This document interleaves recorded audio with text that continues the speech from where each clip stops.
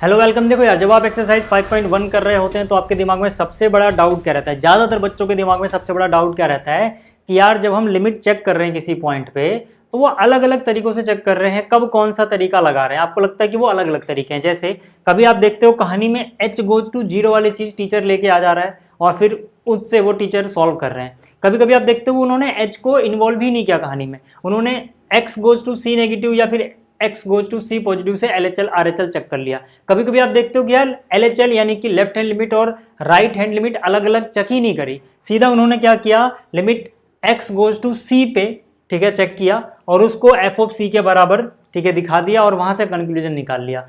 तो यार बच्चे कंफ्यूज होते हैं कि यार कब हम कौन सा तरीका लगाएंगे, पता कैसे लगेगा, है ना। तो देखो मैं आपको एक सीधी सी बात बताता हूँ, आपकी कंफ्यूजन दूर कर देता हूँ पहले, फिर क्वेश्चन शुरू करेंगे। देखो क्वेश्चन नंबर 13 से लेके 25 तक करने वाले हैं अपन यहाँ पे, ठीक है। और इससे पहले के जो क्वेश्चन हैं वो आपको पिछली वीडियो में मिल जाएंगे, है ना। अब देखो यहाँ तक की चीज़ें मैं आपको पिछली वीडियो में समझा चुका था कॉन्सेप्ट, क्योंकि पिछले जो क्वेश्चन हमने किए थे ना 1 से लेकर 12 तक, उसमें इतना ही आपको पता होना चाहिए था और आप क्वेश्चन कर लेते। लेकिन यहाँ पे आपको एक स्टेप और जानना पड़ेगा एच के बारे में, ठीक है, क्योंकि कुछ क्वेश्चंस जो फंसेंगे वहाँ पे इसकी ज़रूरत पड़ेगी। अब हमें कैसे पता लगेगा कि इसकी ज़रूरत पड़ेगी वो बताता हूँ। देखो कहानी में है क्या, आपका मकसद क्या रहता है मैं आपको बताता हूँ। देखो अगर आपके पास कोई फंक्शन है, एक बार ध्यान से देख लेना, अगर आपके पास कोई फंक्शन है ठीक है f(x) और कोई पॉइंट है c जहाँ पे आपको कॉन्टिन्यूटी चेक करनी है, तो मैंने पिछली वीडियो में बताया था कि भाई आपको ये जरूर देख लेना है कि जो पॉइंट c है वो फंक्शन के डोमेन में ही लाई कर रहा हो, ठीक है। तो मान लो कोई पॉइंट c है जो डोमेन में है फंक्शन के,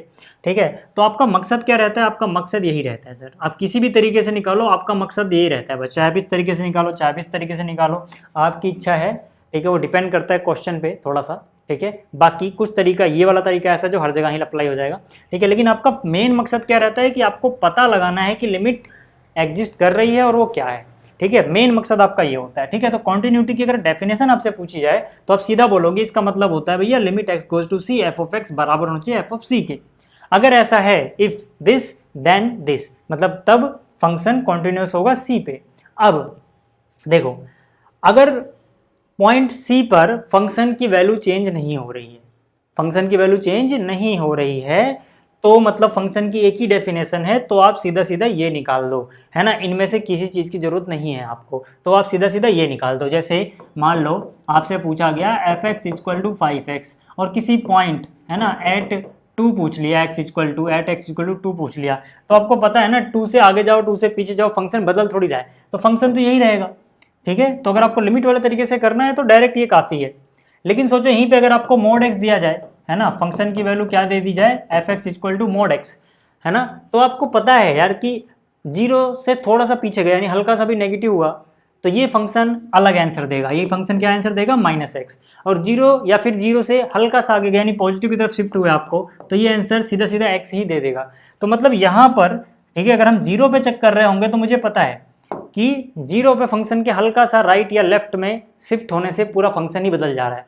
तो जब भी है ना, जब भी फंक्शन चेंज हो जाए, है ना, तब आपको LHL RHL अलग से चेक करना होता है। यानी कि अगर फंक्शन चेंज होता है इफ, ठीक है ना, if function changes at x equal to c then check LHL RHL separately, यानी कि तब आपको ये अलग अलग चेक करना है।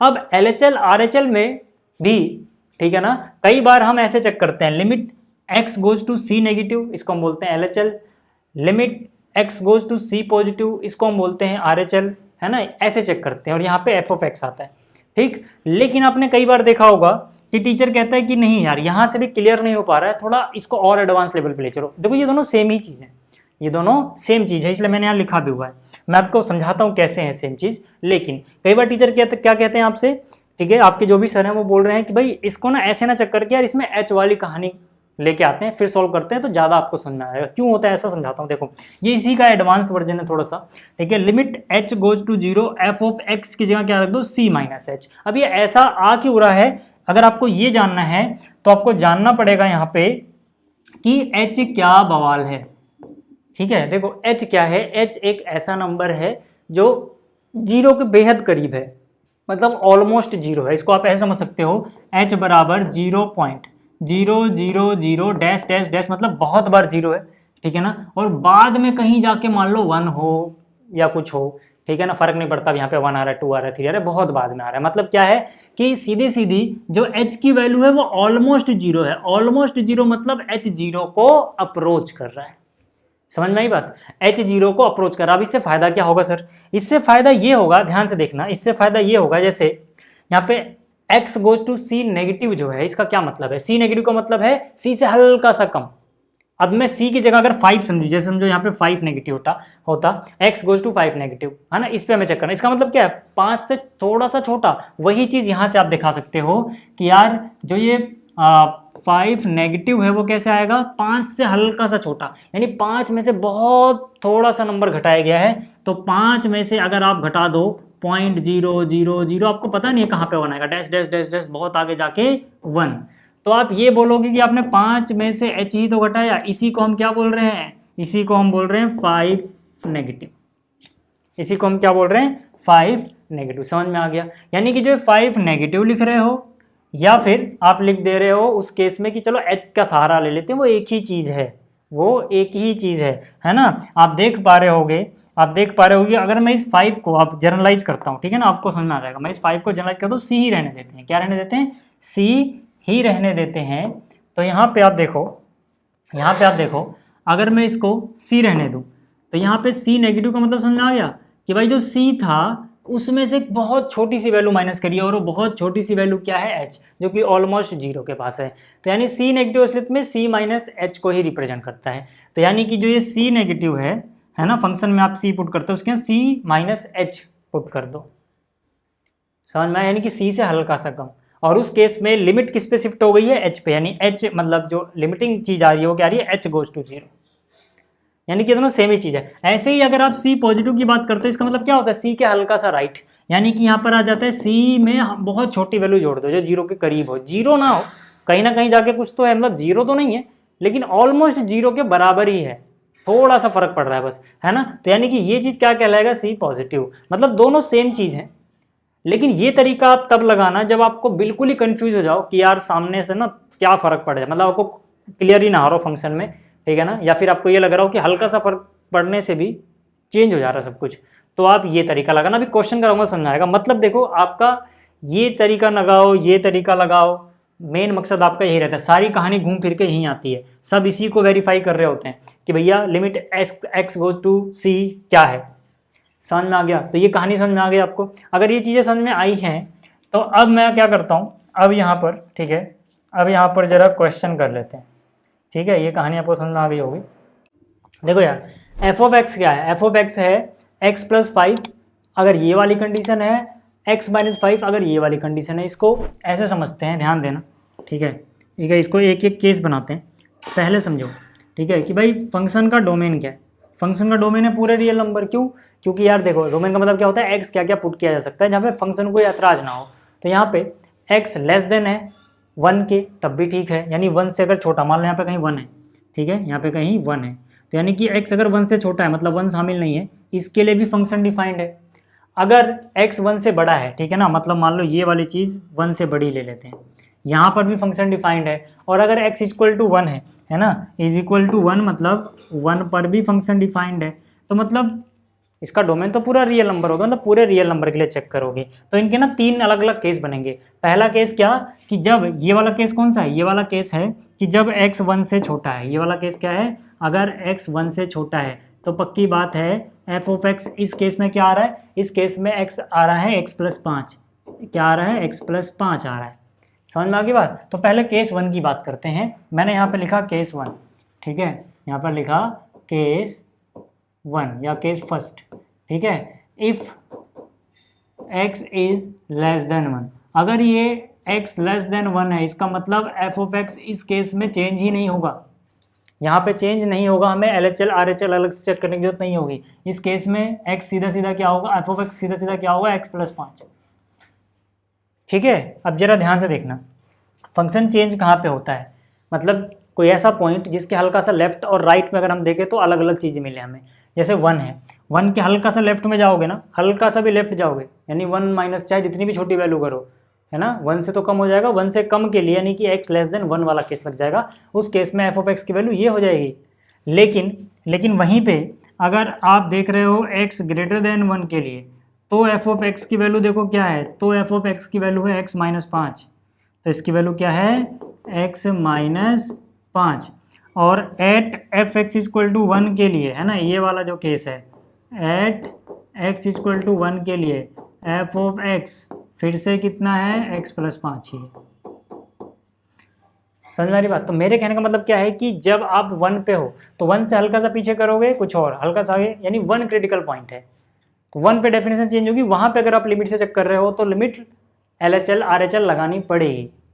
क्लियर हो गया? यही मैंने आपको समझाया था कि अगर किसी पॉइंट C पे x इक्वल टू C पे फंक्शन की डेफिनेशन चेंज हो जाए, मतलब उसके हल्का सा लेफ्ट और हल्का सा राइट जाने पे चेंज हो जाए, तो फिर हम LHL RHL अलग से चेक करते हैं। यानी वो पॉइंट तो 1 है ना, 1 से छोटा तो नहीं है, 1 से छोटा कुछ भी ले लो यार, 1 से छोटा आप कुछ भी ले लो, चाहे आप 0.999 ही ले लो भाई, ठीक है। तो यहाँ पर भी अगर आप, ठीक है ना, इसका प्लस देखोगे या इसका माइनस देखोगे तो 1 को क्रॉस नहीं करेगा वो, क्योंकि हम लिमिट, भाई दो रियल नंबर बीच में इनफाइनाइट रियल नंबर होते हैं, 1 से प्लस करोगे कुछ और मिल जाएगा, आप पता ही लगा सकते।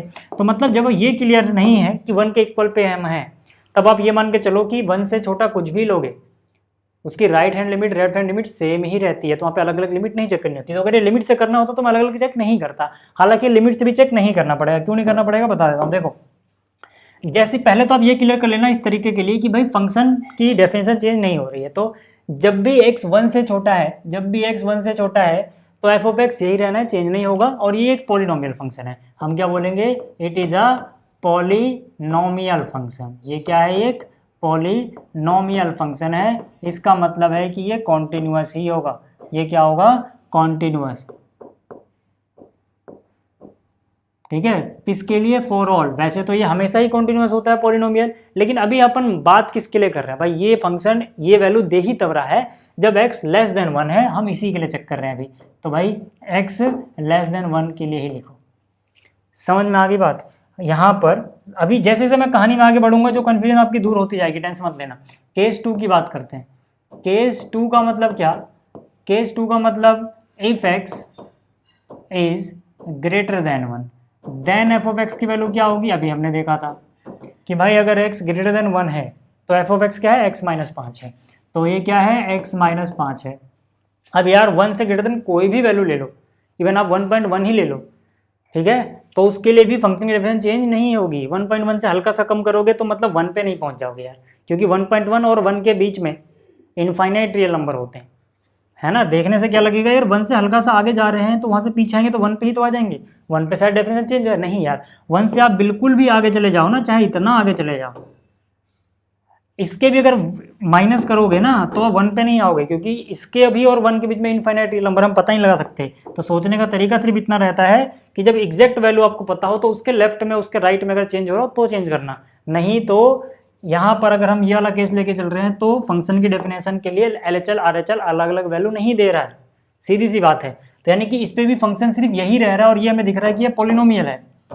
तो लिमिट वाले तरीके से करोगे तो चेंज नहीं होगी लिमिट। अगर सीधा लिखना चाहते हो तो आप लिख सकते हो कि भाई, क्योंकि आपने पढ़ा हुआ ना कि पॉलिनोमियल फंक्शन अपने डोमेन में तो कॉन्टिन्यूअस होता है ना। तो ये, अरे यार क्या हो रहा है, रुको 1 मिनट, ठीक है। तो ये क्या है, पॉलिनोमियल फंक्शन है, सीधा लिख दे रहा हूँ, पॉलिनोमियल फंक्शन है। इसका मतलब क्या होगा, इसका मतलब ये कॉन्टिन्यूअस होगा फॉर ऑल। वैसे तो पूरे डोमेन में होगा, लेकिन अपने में क्या है यार अभी, x ग्रेटर देन 1, ठीक है। देखो ये चीज़ बस बहुत सारे टीचर मिस कर देते हैं, वो सीधा तीसरा केस करते हैं। अब मैं तीसरा केस करने जा रहा हूँ, ये आप सबने, ठीक है ना, ज़्यादातर टीचर सब करते हुए देखा होगा। केस 3 डायरेक्ट वो क्या बोलते हैं, एट x इक्वल टू 1, क्योंकि डेफिनेशन चेंज हो रही है। अब हम क्या बोलेंगे, ध्यान से देखो, अब हम क्या बोलेंगे, यहाँ पे LHL और RHL निकालना पड़ेगा। क्यों, क्योंकि 1 से आप थोड़ा भी कम करोगे तो x लेस देन वाला ही तो केस लगेगा, तो ये फंक्शन आ जाएगा 1 पे, ये फंक्शन आ जाएगा 1 से प्लस पे ये वाला आ जाएगा। तो LHL RHL यहाँ बदल रहा है, ठीक है। अब कौन सा लगाएं हम, तो देखो यार यहाँ पे इस वाले केस में घुसने की जरूरत नहीं है, इससे करोगे तब भी आंसर आ जाएगा, डायरेक्ट यहाँ से काम चल जाएगा अपना LHL RHL। क्यों, क्योंकि इतना कॉम्प्लेक्स नहीं है यार, सिंपल सा है, हमें दिख रहा है क्या होगा। देखो मैं आपको दिखाता हूँ, जहाँ पे फंसेगा क्वेश्चन वहाँ पर भी दिखाऊंगा। तो limit x goes to 1 negative, यानी कि LHL की बात कर रहा हूँ अभी मैं, लेफ्ट हैंड लिमिट की बात कर रहा हूँ, ठीक है। एफ ऑफ एक्स क्या होगा, ध्यान से बताना, ठीक है, सोच के देखो, सोचो। 1 माइनस का मतलब क्या है, ये वही चीज़ है कि 1 में से h घटा दिया। h क्या है, 0 तो नहीं है, भले 0 को अप्रोच कर रहा है लेकिन 0 तो नहीं है, यानी 1 से थोड़ा सा छोटा तो हो गया। 1 से थोड़ा भी छोटा हुआ तो 1 से छोटा ही कहलाएगा। तो फंक्शन कौन सा लगेगा, x + 5 वाला। ठीक है, तो यहाँ पे आंसर कितना आ जाएगा, 1 पुट करोगे 1 + 5 6 आ जाएगा। क्लियर हो गया, क्लियर हो गया। RHL, ठीक है। अच्छा, बहुत सारे बच्चों की कन्फ्यूजन ये भी रहती है, मैं बताता हूँ कन्फ्यूजन क्या रहती है। वो कहते हैं कि यार यहाँ पे तो आपने 1 माइनस लिखा और पुट कर दिया 1 है ना। सोचो क्या कन्फ्यूजन रहती है कि आपने तो बोला सर कि x गोज टू 1 नेगेटिव है, मतलब 1 से थोड़ा सा कम है, तो आंसर आपने यहाँ पे लाने के लिए 1 ही पुट किया, तभी तो 1 + 5 6 आया है। कन्फ्यूजन है ना याली, दूर कर देता हूँ। देखो पहले तो लिमिट को समझो। लिमिट का मतलब ये आंसर जो आया ना ये 6 नहीं है, लिमिटिंग आंसर 6 है।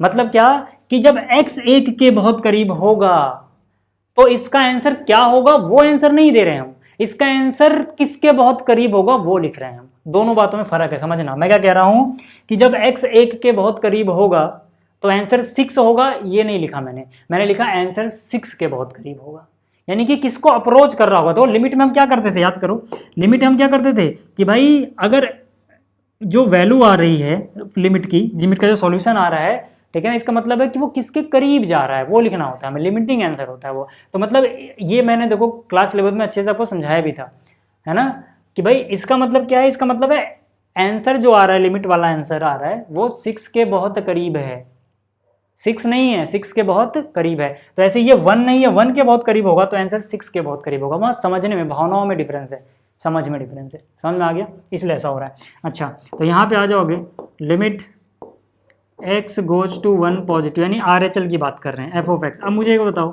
1 प्लस पे क्या होगा सर, 1 प्लस यानी भाई चाहे बिल्कुल ही छोटी सी वैल्यू 1 में ऐड करो, h की बात कर रहा हूँ, लेकिन वो 1 से बड़ा तो हो जाएगा, 1 से बड़ा तो बड़ा होता है, भले थोड़ा सा बड़ा हो।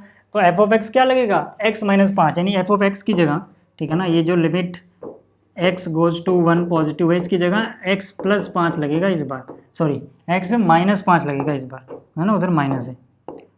तो अब क्या होगा ये आंसर, अब यार जैसे ही आप यहाँ पे 1, भाई चेक करने कंक्लूजन के लिए हम 1 ही पुट करते हैं अपने दिमाग में, लेकिन पीछे भावना वही रहती है कि जब 1 के पास होगा तो ये क्या होगा, ठीक है। तो ये कितना आ जाएगा, -4 के पास आंसर आएगा। आप सोच के देख लो, अगर ये 1 के बिल्कुल करीब होगा तो ये -4 के करीब होगा।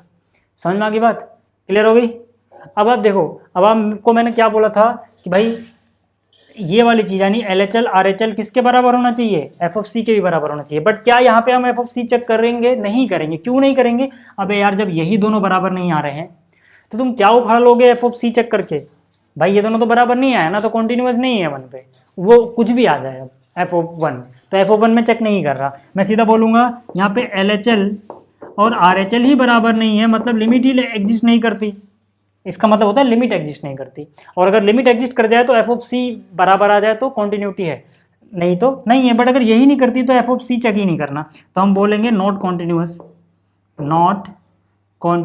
Eight x = 1। मतलब ये फंक्शन बाकी हर जगह कॉन्टिन्यूअस है, हमें हर जगह चेक करने को बोला था ना, तो हमने क्या बोला कि भाई 1 से छोटे पे तो बंदा कॉन्टिन्यूअस है, 1 से बड़े पे भी ये कॉन्टिन्यूअस है, बस एक ही चीज़ खेल बिगाड़ दी, वो क्या, x = 1, यहाँ पे कॉन्टिन्यूस नहीं है। क्लियर होगी बात, ठीक है। अब चलते हैं आगे। अब देखो जल्दी करूँगा क्योंकि ये क्वेश्चन जो पहला वाला था ना इसमें मैंने बहुत टाइम लिया जानबूझ के, ताकि आपका कॉन्सेप्ट क्लियर रहे। अब जल्दी करते हैं, यहाँ पर देख लो यार, ठीक है, सॉल्यूशन नंबर 14, ठीक है, सॉल्यूशन नंबर 14 देखो, यहाँ पर ध्यान से देखना, ठीक है, यहाँ पे, ठीक है, फंक्शन उतार लेना जब आप क्वेश्चन करोगे ना। देखो पहली बात तो इस वाली चीज़ को पहले ऊपर उतारोगे, मैंने उतारा नहीं क्योंकि मुझे जगह बचानी थी, ठीक है, ऐसे मैं इसको भी उतार नहीं रहा, आप समझ जाना कि ये मान के चलो मैंने उतार लिया, ये रहा, ठीक है, लेकिन आप उतारोगे। अब यहाँ पे देखो फंक्शन चेंज कहाँ पे हो रहा है, वहाँ पे तो चेक करना ही है, क्योंकि यहाँ पे बोला गया भैया हर जगह ही चेक करो, तो मतलब चेंज कहाँ पे हो रहा है, 1 पे। देखो 1 यहाँ पे आया, 1 से पहले कुछ और है, 1 के बाद कुछ और है, फिर 3 से पहले कुछ और है, 3 के बाद कुछ और है। तो मतलब 1 और 3 तो क्रिटिकल पॉइंट हैं, लेकिन ऐसा नहीं कि सिर्फ 1 और 3 पे ही चेक करोगे, आप हर जगह चेक करोगे। तो जो क्रिटिकल पॉइंट है ना उनको बचा के रखो, उनको हम बाद में डिटेल में अच्छे से करेंगे, उसके पहले वाला निपटा दो, जल्दी से निपट भी जाता है। जैसे जैसे यहाँ पे हम क्या बोलेंगे, देखो हम क्या बोलेंगे, केस 1, केस फर्स्ट, ठीक है, व्हेन, जब x क्या है, देखो 0 से बड़ा या बराबर हो और 1 से छोटा हो, बराबर नहीं, 1 के बराबर वाला केस एक अलग चीज़ है, क्योंकि 1 के बराबर होते ही 1 2 जगह दिख रहा है। जो चीज़ आपको 2 जगह दिखे समझ जाना कि वहाँ पे खतरा है, वहाँ पे बहुत ध्यान से चलना पड़ेगा, ठीक है। 3 भी आपको 2 जगह दिख रहा है तो इक्वल वाला केस मत लेना, पहले बाकी कर लो, इक्वल वाला बाद में दिखाना। तो इसलिए मैं यहाँ पे इक्वल नहीं दिखा रहा, जबकि है वहाँ पे इक्वल, ठीक है। क्लियर होगी बात इतनी? तो यहाँ पर देख लो इक्वल है वहाँ पे, लेकिन मैं दिखा नहीं रहा अभी, ठीक है। अभी मैं क्या बोल रहा हूँ कि भाई 1 और 3 थोड़े डेंजरस हैं, तो इक्वल वाला बाद में चेक करेंगे। उससे पहले देखो, जब भी ये वाला केस है तब एफ ऑफ एक्स क्या है, देखो तब एफ ऑफ एक्स क्या है, तब एफ ऑफ एक्स है 3। हालांकि 1 के इक्वल होगा तब भी 3 रहेगा, बट वो बाद में आएंगे भी हम, ठीक है। इतने पे तो 3 है। अब ये क्या है, कांस्टेंट पॉलिनोमियल फंक्शन है ना, ये क्या है, कांस्टेंट पॉलिनोमियल फंक्शन जो कि कॉन्टिन्यूअस होता है, ठीक है। तो हम क्या बोलेंगे, ये क्या है, ये कांस्टेंट पॉलिनोमियल फंक्शन है। इसका मतलब क्या, इसका मतलब ये कॉन्टिन्यूअस होगा फॉर ऑल, जो भी केस ले रहे हो सिर्फ उसकी बात करना, for all x greater than equal to 0 less than 1। मतलब इस केस के लिए तो अपना फंक्शन जो आ रहा है वो कॉन्टिन्यूअस आ गया, चलो ठीक है यार, है ना। केस 2 की बात कर लेता हूँ, पहले लेस देन वेस देन वाली चीज़ें निपटा लो और जहाँ पे चेंज नहीं हो रहा वो निपटा लो, ठीक है। केस 2 या केस सेकंड, ठीक है, जब x, ठीक है, देखो 1 से बड़ा हो और 3 से छोटा हो, है ना, जब ये हो तब एफ ऑफ एक्स क्या है सर, तब एफ ऑफ एक्स क्या है, 4 के बराबर है। तो अगेन ये भी क्या है, ये भी कॉन्टिन्यूअस फंक्शन है, ठीक है। क्यों, क्योंकि ये कांस्टेंट पॉलिनोमियल फंक्शन है। कांस्टेंट पॉलिनोमियल होगा तो कॉन्टिन्यूअस होगा, लेकिन यहाँ पे x बदल जाएगा, ये वाला आ जाएगा, for all x greater than 1 less than 3। ये हो गया, ये हो गया। एक और तीसरा केस लिखो यहाँ पे, ठीक है, केस 3। अभी इक्वल वाली चीज़ें मत लिखना, वो कहानी बता, इक्वल वाली वो भी जहाँ पर चेंज हो रहा है, जैसे इक्वल तो मैंने 0 के भी लिखा है, बट 0 पे चेंज नहीं हो रहा है यार, इसलिए मैंने लिख दिया। ऐसे यहाँ पे 10 लिख सकते हो, है ना। Case 3 when x greater than 3 है, इक्वल मत लिखना क्योंकि 3 आपको 2 जगह नजर आ रहा है, 10 एक ही जगह नजर आ रहा है, तो इक्वल टू 10 भी निपटा दो यहीं पे, ठीक है। ये है देन, ठीक है, तब एफ ऑफ एक्स क्या है, तब यहीं लिख दे रहा हूँ, तब एफ ऑफ एक्स क्या है सर, तब एफ ऑफ एक्स है 5। तो फिर से क्या मैं लिख सकता हूँ कि ये कांस्टेंट पॉलिनोमियल फंक्शन है, हाँ ठीक है। तो मैं लिख सकता हूँ ये वाली चीज़ कि यार ये कांस्टेंट पॉलिनोमियल फंक्शन है। तो क्या ये कांस्टेंट पॉलिनोमियल फंक्शन है अगर, तो मैं ये कह सकता हूँ कि ये कॉन्टिन्यूअस होगा फॉर ऑल, ठीक है, यानी कि ये कॉन्टिन्यूअस होगा फॉर ऑल। कंडीशन लगा देना क्या, for all x greater than 1, sorry greater than 3, ये वाला है ना, greater than 3 less than equal to 10। ये तो आप निपटा देना पहले। अब कहानी में आगे चलो, ठीक है। आप देखो मेन क्वेश्चन यहाँ से चालू होगा जो ज़्यादातर टीचर करवा रहे हैं, इतना ही सिर्फ, ठीक है। मेन यहाँ से चालू होगा एट x इक्वल टू 1। अब आ जाओ यहाँ पे, ठीक है, अब यहाँ पे आओ, अब आप लिखोगे यहाँ पे at x is equal to 1। अब यहाँ पे देखो 1 से हल्का सा पीछे जाओगे, 1 माइनस पे अलग चीज़ है, 1 प्लस पे अलग चीज़ है, इसलिए यहाँ पे लिमिट अलग अलग चेक करनी होगी और h से पहले ही काम चल जाएगा। क्यों, क्योंकि यहाँ पे दिमाग आपका काम कर रहा है यार, है ना। जब भी आपका दिमाग काम कर रहा है h को मत लाओ बीच में, ठीक है। 1 प्लस, चलो LHL निकालना है ना, 1 माइनस निकालते हैं पहले, 1 माइनस एफ ऑफ एक्स, ठीक है। क्योंकि यार मुझे समझ में आ रहा है कि 1 माइनस पे क्या होने वाला है फंक्शन, मैं क्यों h को बीच में लाऊं, अभी सब कुछ दिख रहा है ना, ठीक है। तो यहाँ पे h से भी कर सकते हो आप, ठीक है। तो यहाँ पे आ जाओ 1 माइनस, 1 माइनस मतलब क्या, 1 से छोटा, फंक्शन क्या है 3, 1 से छोटे पे 3। अब यार x पे डिपेंड नहीं करता है, आंसर 3 आएगा। LHL आ गई, RHL चेक करते हैं, limit x goes to 1 plus f of x, क्या होगा भाई साहब, ये हो जाएगा limit x goes to 1 plus f of x क्या है 1 प्लस पे 1 प्लस 1 से हल्का सा भी आगे जाओगे 4 मिल जाएगा, ठीक है ना। फंक्शन x पे डिपेंड ही नहीं कर रहा, 4 ही आ गया। अब LHL RHL ही बराबर नहीं आ रहे, यहाँ पे LHL और RHL ही बराबर नहीं आ रहे, तो नॉट कॉन्टिन्यूअस एट, हम बोलेंगे नॉट ठीक है, इसको अलग कलर से लिख दूंगा अभी, अलग कर दूंगा colour. Not continuous at x equal to, कितने पे चेक किया है, एक्स इक्वल टू 1 पे, तो 1 पे तो कॉन्टिन्यूअस नहीं है सर, है ना, बाकी जगह होगा या नहीं होगा अभी दिख जाएगा, बट 1 पे तो नहीं है। ठीक है, 1 पे तो नहीं है। ठीक है, मतलब देखो 1 0 से बड़े बराबर और 1 से छोटे तक तो ये कॉन्टिन्यूअस था, इस केस में भी कॉन्टिन्यूअस था, इस केस में भी कॉन्टिन्यूअस था, लेकिन 1 पे कॉन्टिन्यूअस नहीं है। ठीक है, आगे अगर हम बात करें अब, ठीक है, 1 का तो काम खत्म, 3 पे चेक करना है, तो मैं लिखूंगा यहाँ पे at x is equal to 3, LHL निकाल के देखें, limit x goes to 3 negative f of x, यानी 3 से जस्ट पीछे जाओ, तो अगर 3 से छोटा हुआ, जस्ट पीछे छोटा, 3 से छोटा क्या मिल रहा है, f of x equal to 4, तो यानी कि limit x goes to 3 negative, function की वैल्यू ही कितनी मिल जा रही है, 3 से 4, तो ये तो 4 आ गया सर। ऐसे ही limit x goes to 3 plus f x, ये क्या आ जाएगा, limit x goes to 3 positive, कितना आ रहा है, 3 से बड़ा पे, 3 से बड़ा कुछ भी आप देख रहे हो, 3 से बड़ा या बराबर क्या मिल रहा है, 5। ठीक है, तो यार अब LHL RHL ही बराबर नहीं है तो एफ ऑफ सी चेक करने की जरूरत नहीं है, जब ये दोनों बराबर आ जाए तब एफ ऑफ सी चेक करते हैं, एफ 5।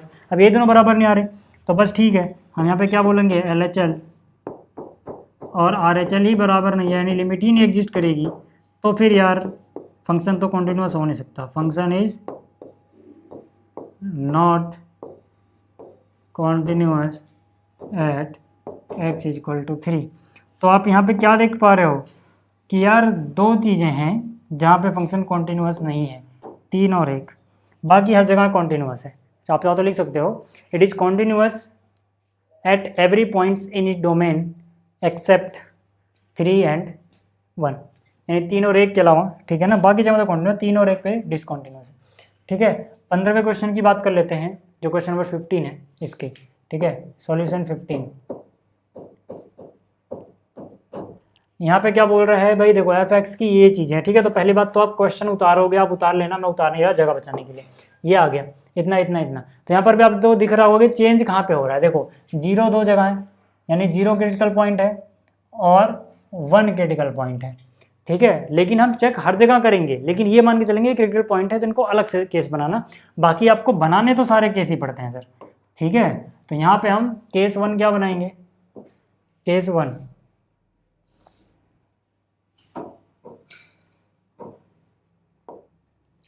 ठीक है, केस फर्स्ट। ठीक है, when x is less than 0, अगर x लेस देन 0 है तो f ऑफ x क्या है, लेस देन 0 के लिए 2x है। अब ये कैसा फंक्शन है, ये एक पॉलिनोमियल फंक्शन है। ठीक है ना, ये क्या है, ये पॉलिनोमियल फंक्शन है।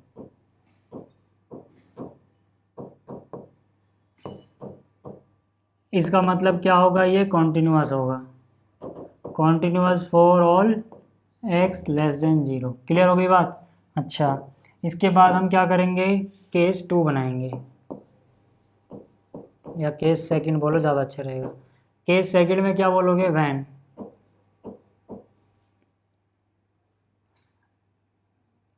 x is greater than 0, equal to वाला केस मत लिखना, 2 जगह तो उसको अलग से डिस्कस करेंगे। ठीक है, एंड लेस देन 1, है ना, यहाँ पर भी इक्वल मत लिखना, 1 2 जगह दिख रहा हो तो उसको अलग से डिस्कस करेंगे। ठीक है, जब ये है तब हम क्या बोल सकते हैं, जब ये है तब हम कह सकते हैं कि भाई इस केस में एफ ऑफ एक्स क्या है, इस केस में एफ ऑफ एक्स क्या है, 0 के बराबर है, तो ये पी क्या है, 0 कांस्टेंट पॉलिनोमियल। ठीक है ना, तो हम क्या बोलेंगे, 0 कांस्टेंट पॉलिनोमियल है, तो यानी कि है तो ये भी पॉलिनोमियल ही, सीधा सीधा लिख दो, है ना, पॉलिनोमियल फंक्शन का एक टाइप होता है। ठीक है, तो इसका मतलब क्या, इसका मतलब ये कॉन्टिन्यूअस है फॉर ऑल। ठीक है, क्या कंडीशन थी, एक्स फॉर ऑल। ठीक है, इसको नीचे लिखता हूँ, for all x greater than 0 less than 1। ठीक है, तीसरा केस क्या बनाएंगे हम, चलो इसकी बात कर लेते हैं, केस 3 या थर्ड केस। ठीक है, इफ़ या वैन कुछ भी लिख दो यहाँ पे, when x is greater than 1, जब x 1 से बड़ा है तब आपको पता है कि भैया एफ ऑफ एक्स की वैल्यू 1 से बड़े के लिए क्या आ रही है, 4x आ रही है। अब आपको पता है कि ये पॉलिनोमियल फंक्शन है, यानी ये वाली कहानी चेप दो यहाँ पे, ठीक है, ये आ गया। लेकिन बस कंडीशन बदल देना, किसकी बात कर रहे हैं अभी हम, x ग्रेटर देन 1 पे, ठीक है। तो मतलब लेस देन ग्रेटर देन 1 पे तो दिख रहा है कि कॉन्टिन्यूअस है, लेकिन करके तब भी दिखाना होता है, ठीक है। अब आगे बात कर रहे थे क्रिटिकल पॉइंट, ये 0 दो जगह दिख रहा है, यानी कि at 0 at x equal to 0। अब यहाँ पे 0 प्लस करोगे अलग चीज़ मिलेगी, 0 माइनस करोगे अलग चीज़ मिलेगी, यानी LHL RHL आपको चेक करना है, ठीक है। तो LHL की बात करें हम, तो limit x goes to 0 minus, ठीक है ना, एफ ऑफ x, मैंने लिखा limit x goes to 0 minus, function क्या लगेगा, ठीक है, फंक्शन क्या लगेगा, 0 से छोटा क्या लगेगा, 2x। तो मतलब यहाँ पे आंसर कितना हो जाएगा, ठीक है ना, ये हो जाएगा 0, x 0 को अप्रोच करेगा तो 2x भी 0 को ही अप्रोच करेगा, देख लो चाहे, ठीक है। तो यहाँ से आगे बात करें, limit x goes to 0 plus, यानी कि राइट हैंड लिमिट की बात कर रहा हूँ, तो ये क्या हो जाएगा, limit x goes to 0 plus f of x क्या है सर, 0 प्लस मतलब 0 से हल्का सा भी बड़ा हुआ तो ये वाला केस लग जाएगा, यानी कि 0।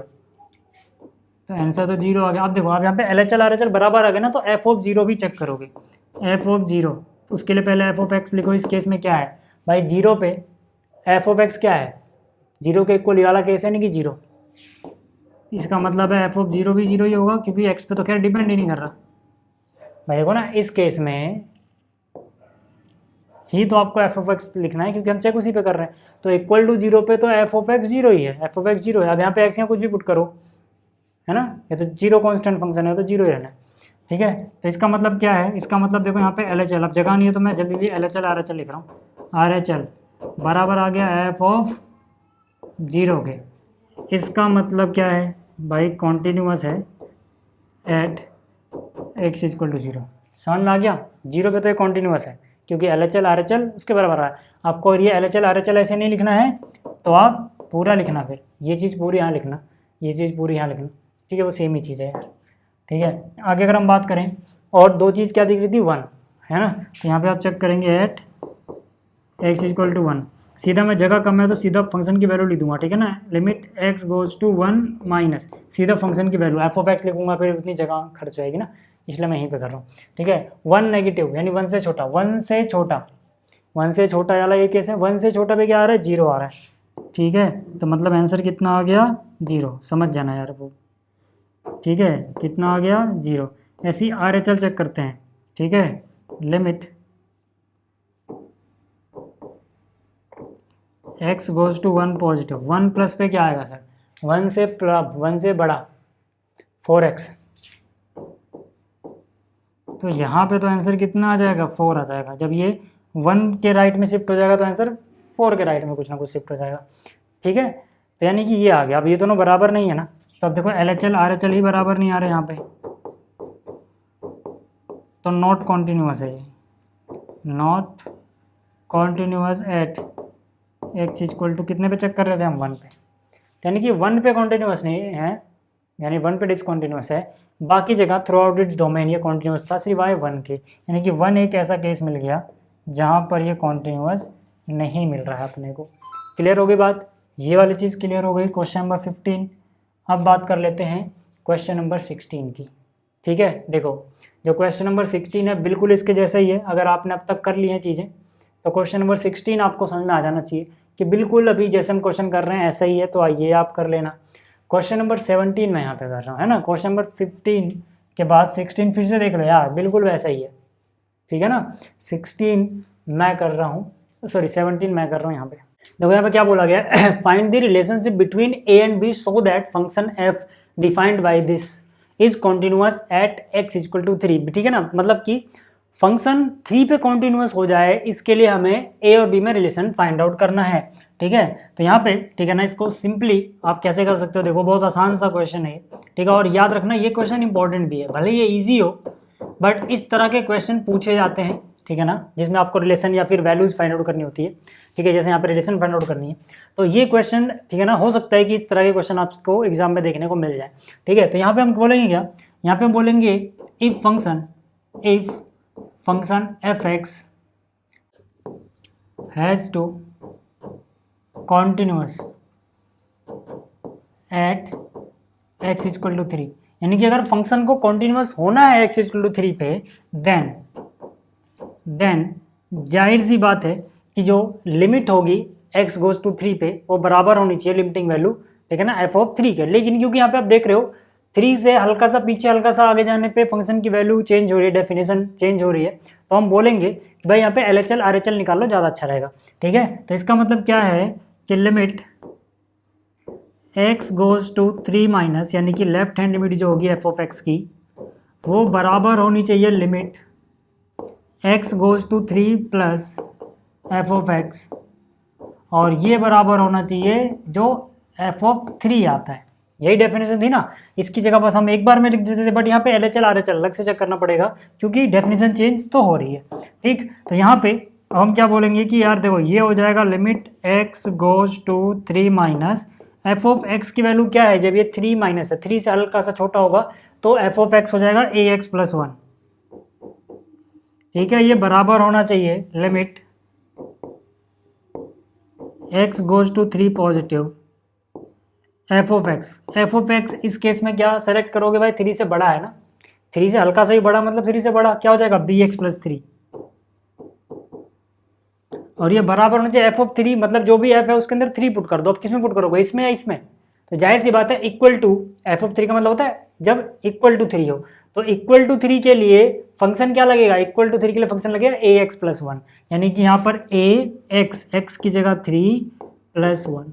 समझ में आ गया ना, आपको देखना पड़ेगा कि यहाँ पे आप कौन सा लगाओ, ये इक्वल वाला केस होता है, ठीक। तो यहाँ पे आ जाओ, यहाँ पे अगर हम देखें लिमिट की वैल्यू कितनी आती है, यहाँ पे अगर डायरेक्ट पुट करो 3, कोई आपत्ति नहीं है, इसको अनडिटर्मिनेट फॉर्म तो बन नहीं रही है, तो सीधा सीधा ये कितना हो जाएगा, ये हो जाएगा x का 3 पुट किया 3a प्लस 1, ये बराबर किसके होना चाहिए, ये बराबर होना चाहिए इसके, यहाँ पे 3 पुट करोगे तो क्या हो जाएगा 3b प्लस 3, और ये बराबर होना चाहिए इसके, ये क्या हो जाएगा, ये हो जाएगा 3a प्लस 1 ही। अब आप देखोगे यार तो ये दोनों तो सेम ही चीज़ है ना, ये दोनों तो सेम ही चीज़ है, तो मतलब ये वाली चीज़ इसके बराबर हो जाए अगर, या फिर वो वाली इसके बराबर, दोनों सेम ही है तो हो जाएगा काम। तो इसका मतलब क्या, इसका मतलब सीधा सीधा हमें सॉल्व क्या करना है सर, हमें सॉल्व सिर्फ इतना कर लेना है कि 3 इनमें से कोई सा भी 2 उठा लो ना जो अलग अलग दिख रहे हैं, 3a प्लस 1 बराबर हो जाना चाहिए 3b प्लस 3 के। तो यहाँ से 3a की वैल्यू कितनी हो जाएगी 3b प्लस 2 के, 1 माइनस में क्या होगा, तो यानी a की वैल्यू कितनी हो जाएगी, 3 से डिवाइड करोगे ये बचेगा b प्लस 2/3। तो यही रिलेशन है भाई, ठीक है, तो यही हो गया रिलेशन भाई जो पूछी गई थी। क्लियर हो गया बात यहाँ तक क्लियर है क्या सारी चीज़ें, चलो अब आगे चलते हैं,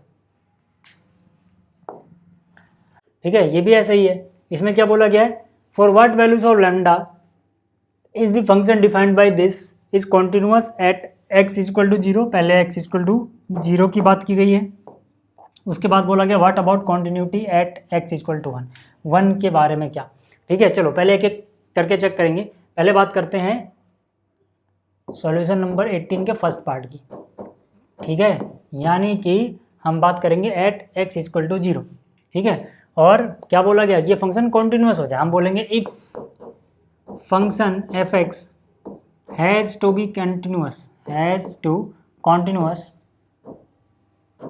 एट x इक्वल टू 0।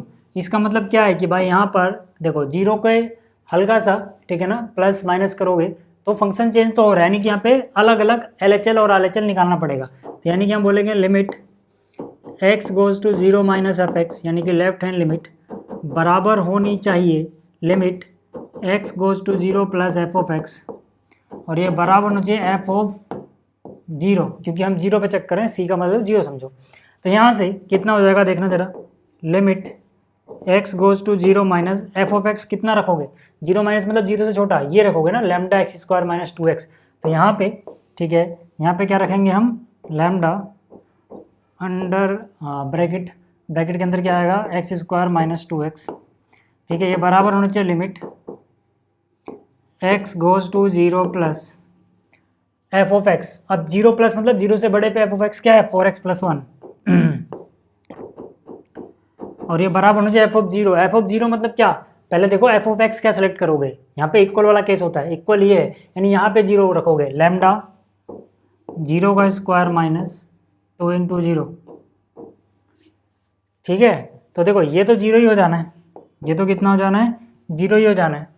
और यहाँ पे 0 पुट करोगे तो 0, ये भी 0 ही हो जाना है। यहाँ पे देखोगे तो यहाँ पे 0 पुट करोगे तो 1 हो जाना है। अब ये चीज़ तो बराबर होती नहीं भाई, 0 1 के बराबर नहीं होता, 1 0 के बराबर नहीं होता, तो मतलब ये तो इनवैलिड केस आ गया है ना, इनवैलिड है मतलब। ठीक है, तो ये इनवैलिड ही आ गया भाई, ये इनवैलिड है मतलब होगा ही नहीं कभी। तो इसका मतलब क्या, इसका मतलब हम क्या बोलेंगे, इसका मतलब हम क्या बोलेंगे, there is no value of lambda, there is no lambda या no value of lambda for which function is continuous. मतलब कोई वैल्यू ही नहीं है लैम्डा की जिसके लिए कॉन्टिन्यूअस हो पाए। समझ में आ गई बात, क्योंकि यहाँ पे एक इनवैलिड सी चीज़ आ जा रही है। ठीक है ना, 1 equal to 0 equal to 1 equal to 0 तो होता ही नहीं है ना, वो काट दो। क्लियर होगी बात। चलो ये तो था इसका पहला हिस्सा। दूसरे हिस्से की बात करें क्या, what about continuity at x equal to 1। हम बोलेंगे at x equal to 1 limit. अब देखो मैं यहाँ पे अलग अलग LHL RHL नहीं निकालूंगा। अब आपका कॉन्सेप्ट क्लियर हो जाएगा क्यों नहीं निकाल रहा, क्योंकि यार देखो function at x is equal to 1 पे चेक करना है। At x is equal to 1, 1 कहाँ आएगा, 0 कहीं ना कहीं बाद में। भाई 0 से बड़ी जितनी भी चीज़ें हैं, ध्यान से देखो ना, 0 से बड़ा ही तो होता है 1, जो 1 है ये 0 से बड़ा ही तो है। यानी कि जब ये 0 से बड़ा है तो फंक्शन की एक ही डेफिनेशन है 4x प्लस 1। तो यानी कि 1 का अगर आप लेफ्ट चुनो, देखो ना यहाँ पर अगर मैं ऐसे समझाऊँ आपको ज़्यादा समझ आ जाएगा कि भाई यहाँ कहीं 0 है, यहाँ कहीं 1 है। भाई 0 से चेंज हो रहा है फंक्शन, लेकिन 0 से बड़ा जब है, 0 से बड़ा यानी कि यहाँ पर तो फंक्शन क्या है, 0 से बड़े पे फंक्शन है 4x प्लस 1। तो यार 1 के राइट में देखो यानी 1 प्लस देखो, या 1 के लेफ्ट में देखो 1 माइनस देखो, उसके लिए तो 0 से बड़ा ही है वो, तो फंक्शन तो एक ही रह रहा है, डेफिनेशन चेंज ही नहीं हो रही, तो LHL RHL अलग से नहीं निकालोगे। ठीक है, तो यहाँ से लिमिट x गोज टू निकालोगे भी तब भी आंसर सेम ही आना। ठीक है, x goes to 1, f of x की एक ही वैल्यू आ रही है, वो क्या है 4x प्लस 1।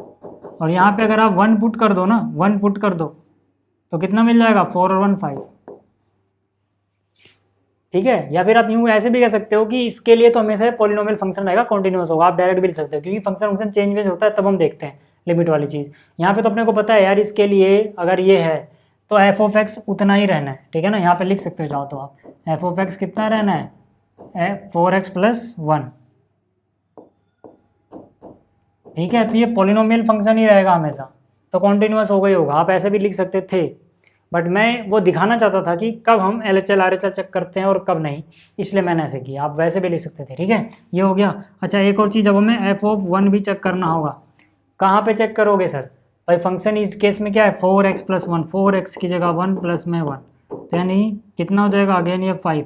तो हम क्या बोलेंगे, हम बोलेंगे function is continuous, function is continuous at x is equal to 1 for all lambda. Lambda मतलब कुछ भी हो, डिपेंड ही नहीं करता ना लैम्डा पे, क्यों। ठीक है ना, कोई भी लैम्डा आ जाए यहाँ पर, ठीक है, डिपेंड ही नहीं करता। हालांकि लैम्डा कोई रियल नंबर ही होना चाहिए यहाँ पे, यार लिख देना। ठीक है, क्योंकि लैम्डा तो यहाँ पे आ ही नहीं रहा कहानी में, तो लैम्डा पे डिपेंड ही नहीं करता कुछ भी हो।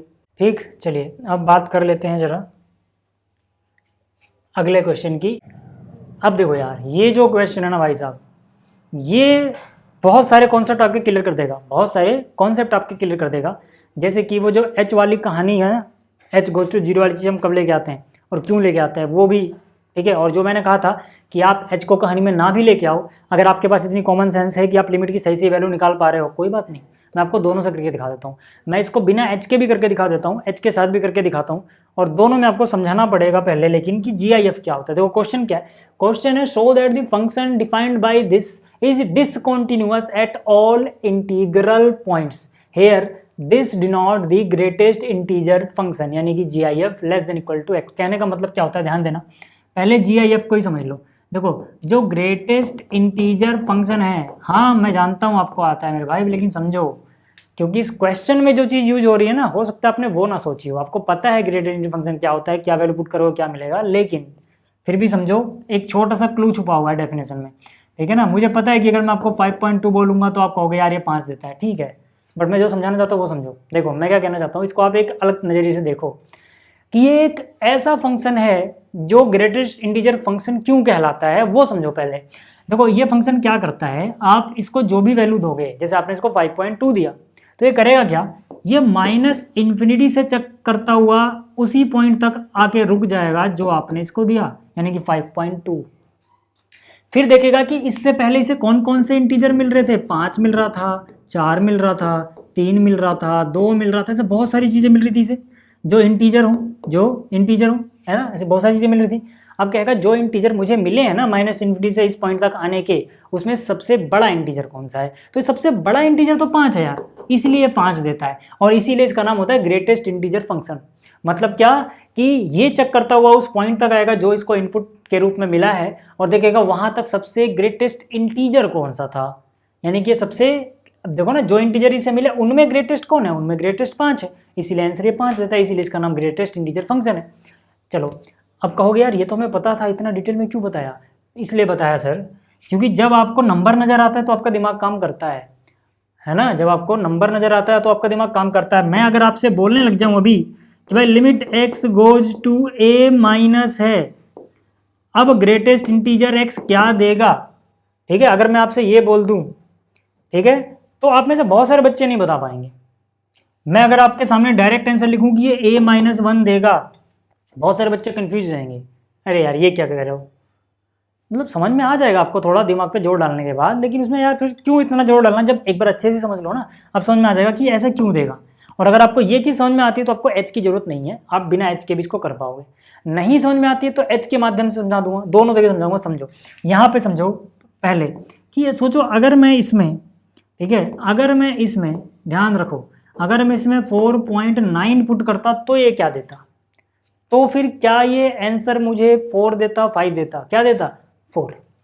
क्यों 4 देगा, मैंने कहा कि भाई इसकी एक लिमिट होती है कि जो आपने इनपुट पुट किया उसके आगे नहीं बढ़ सकता ये।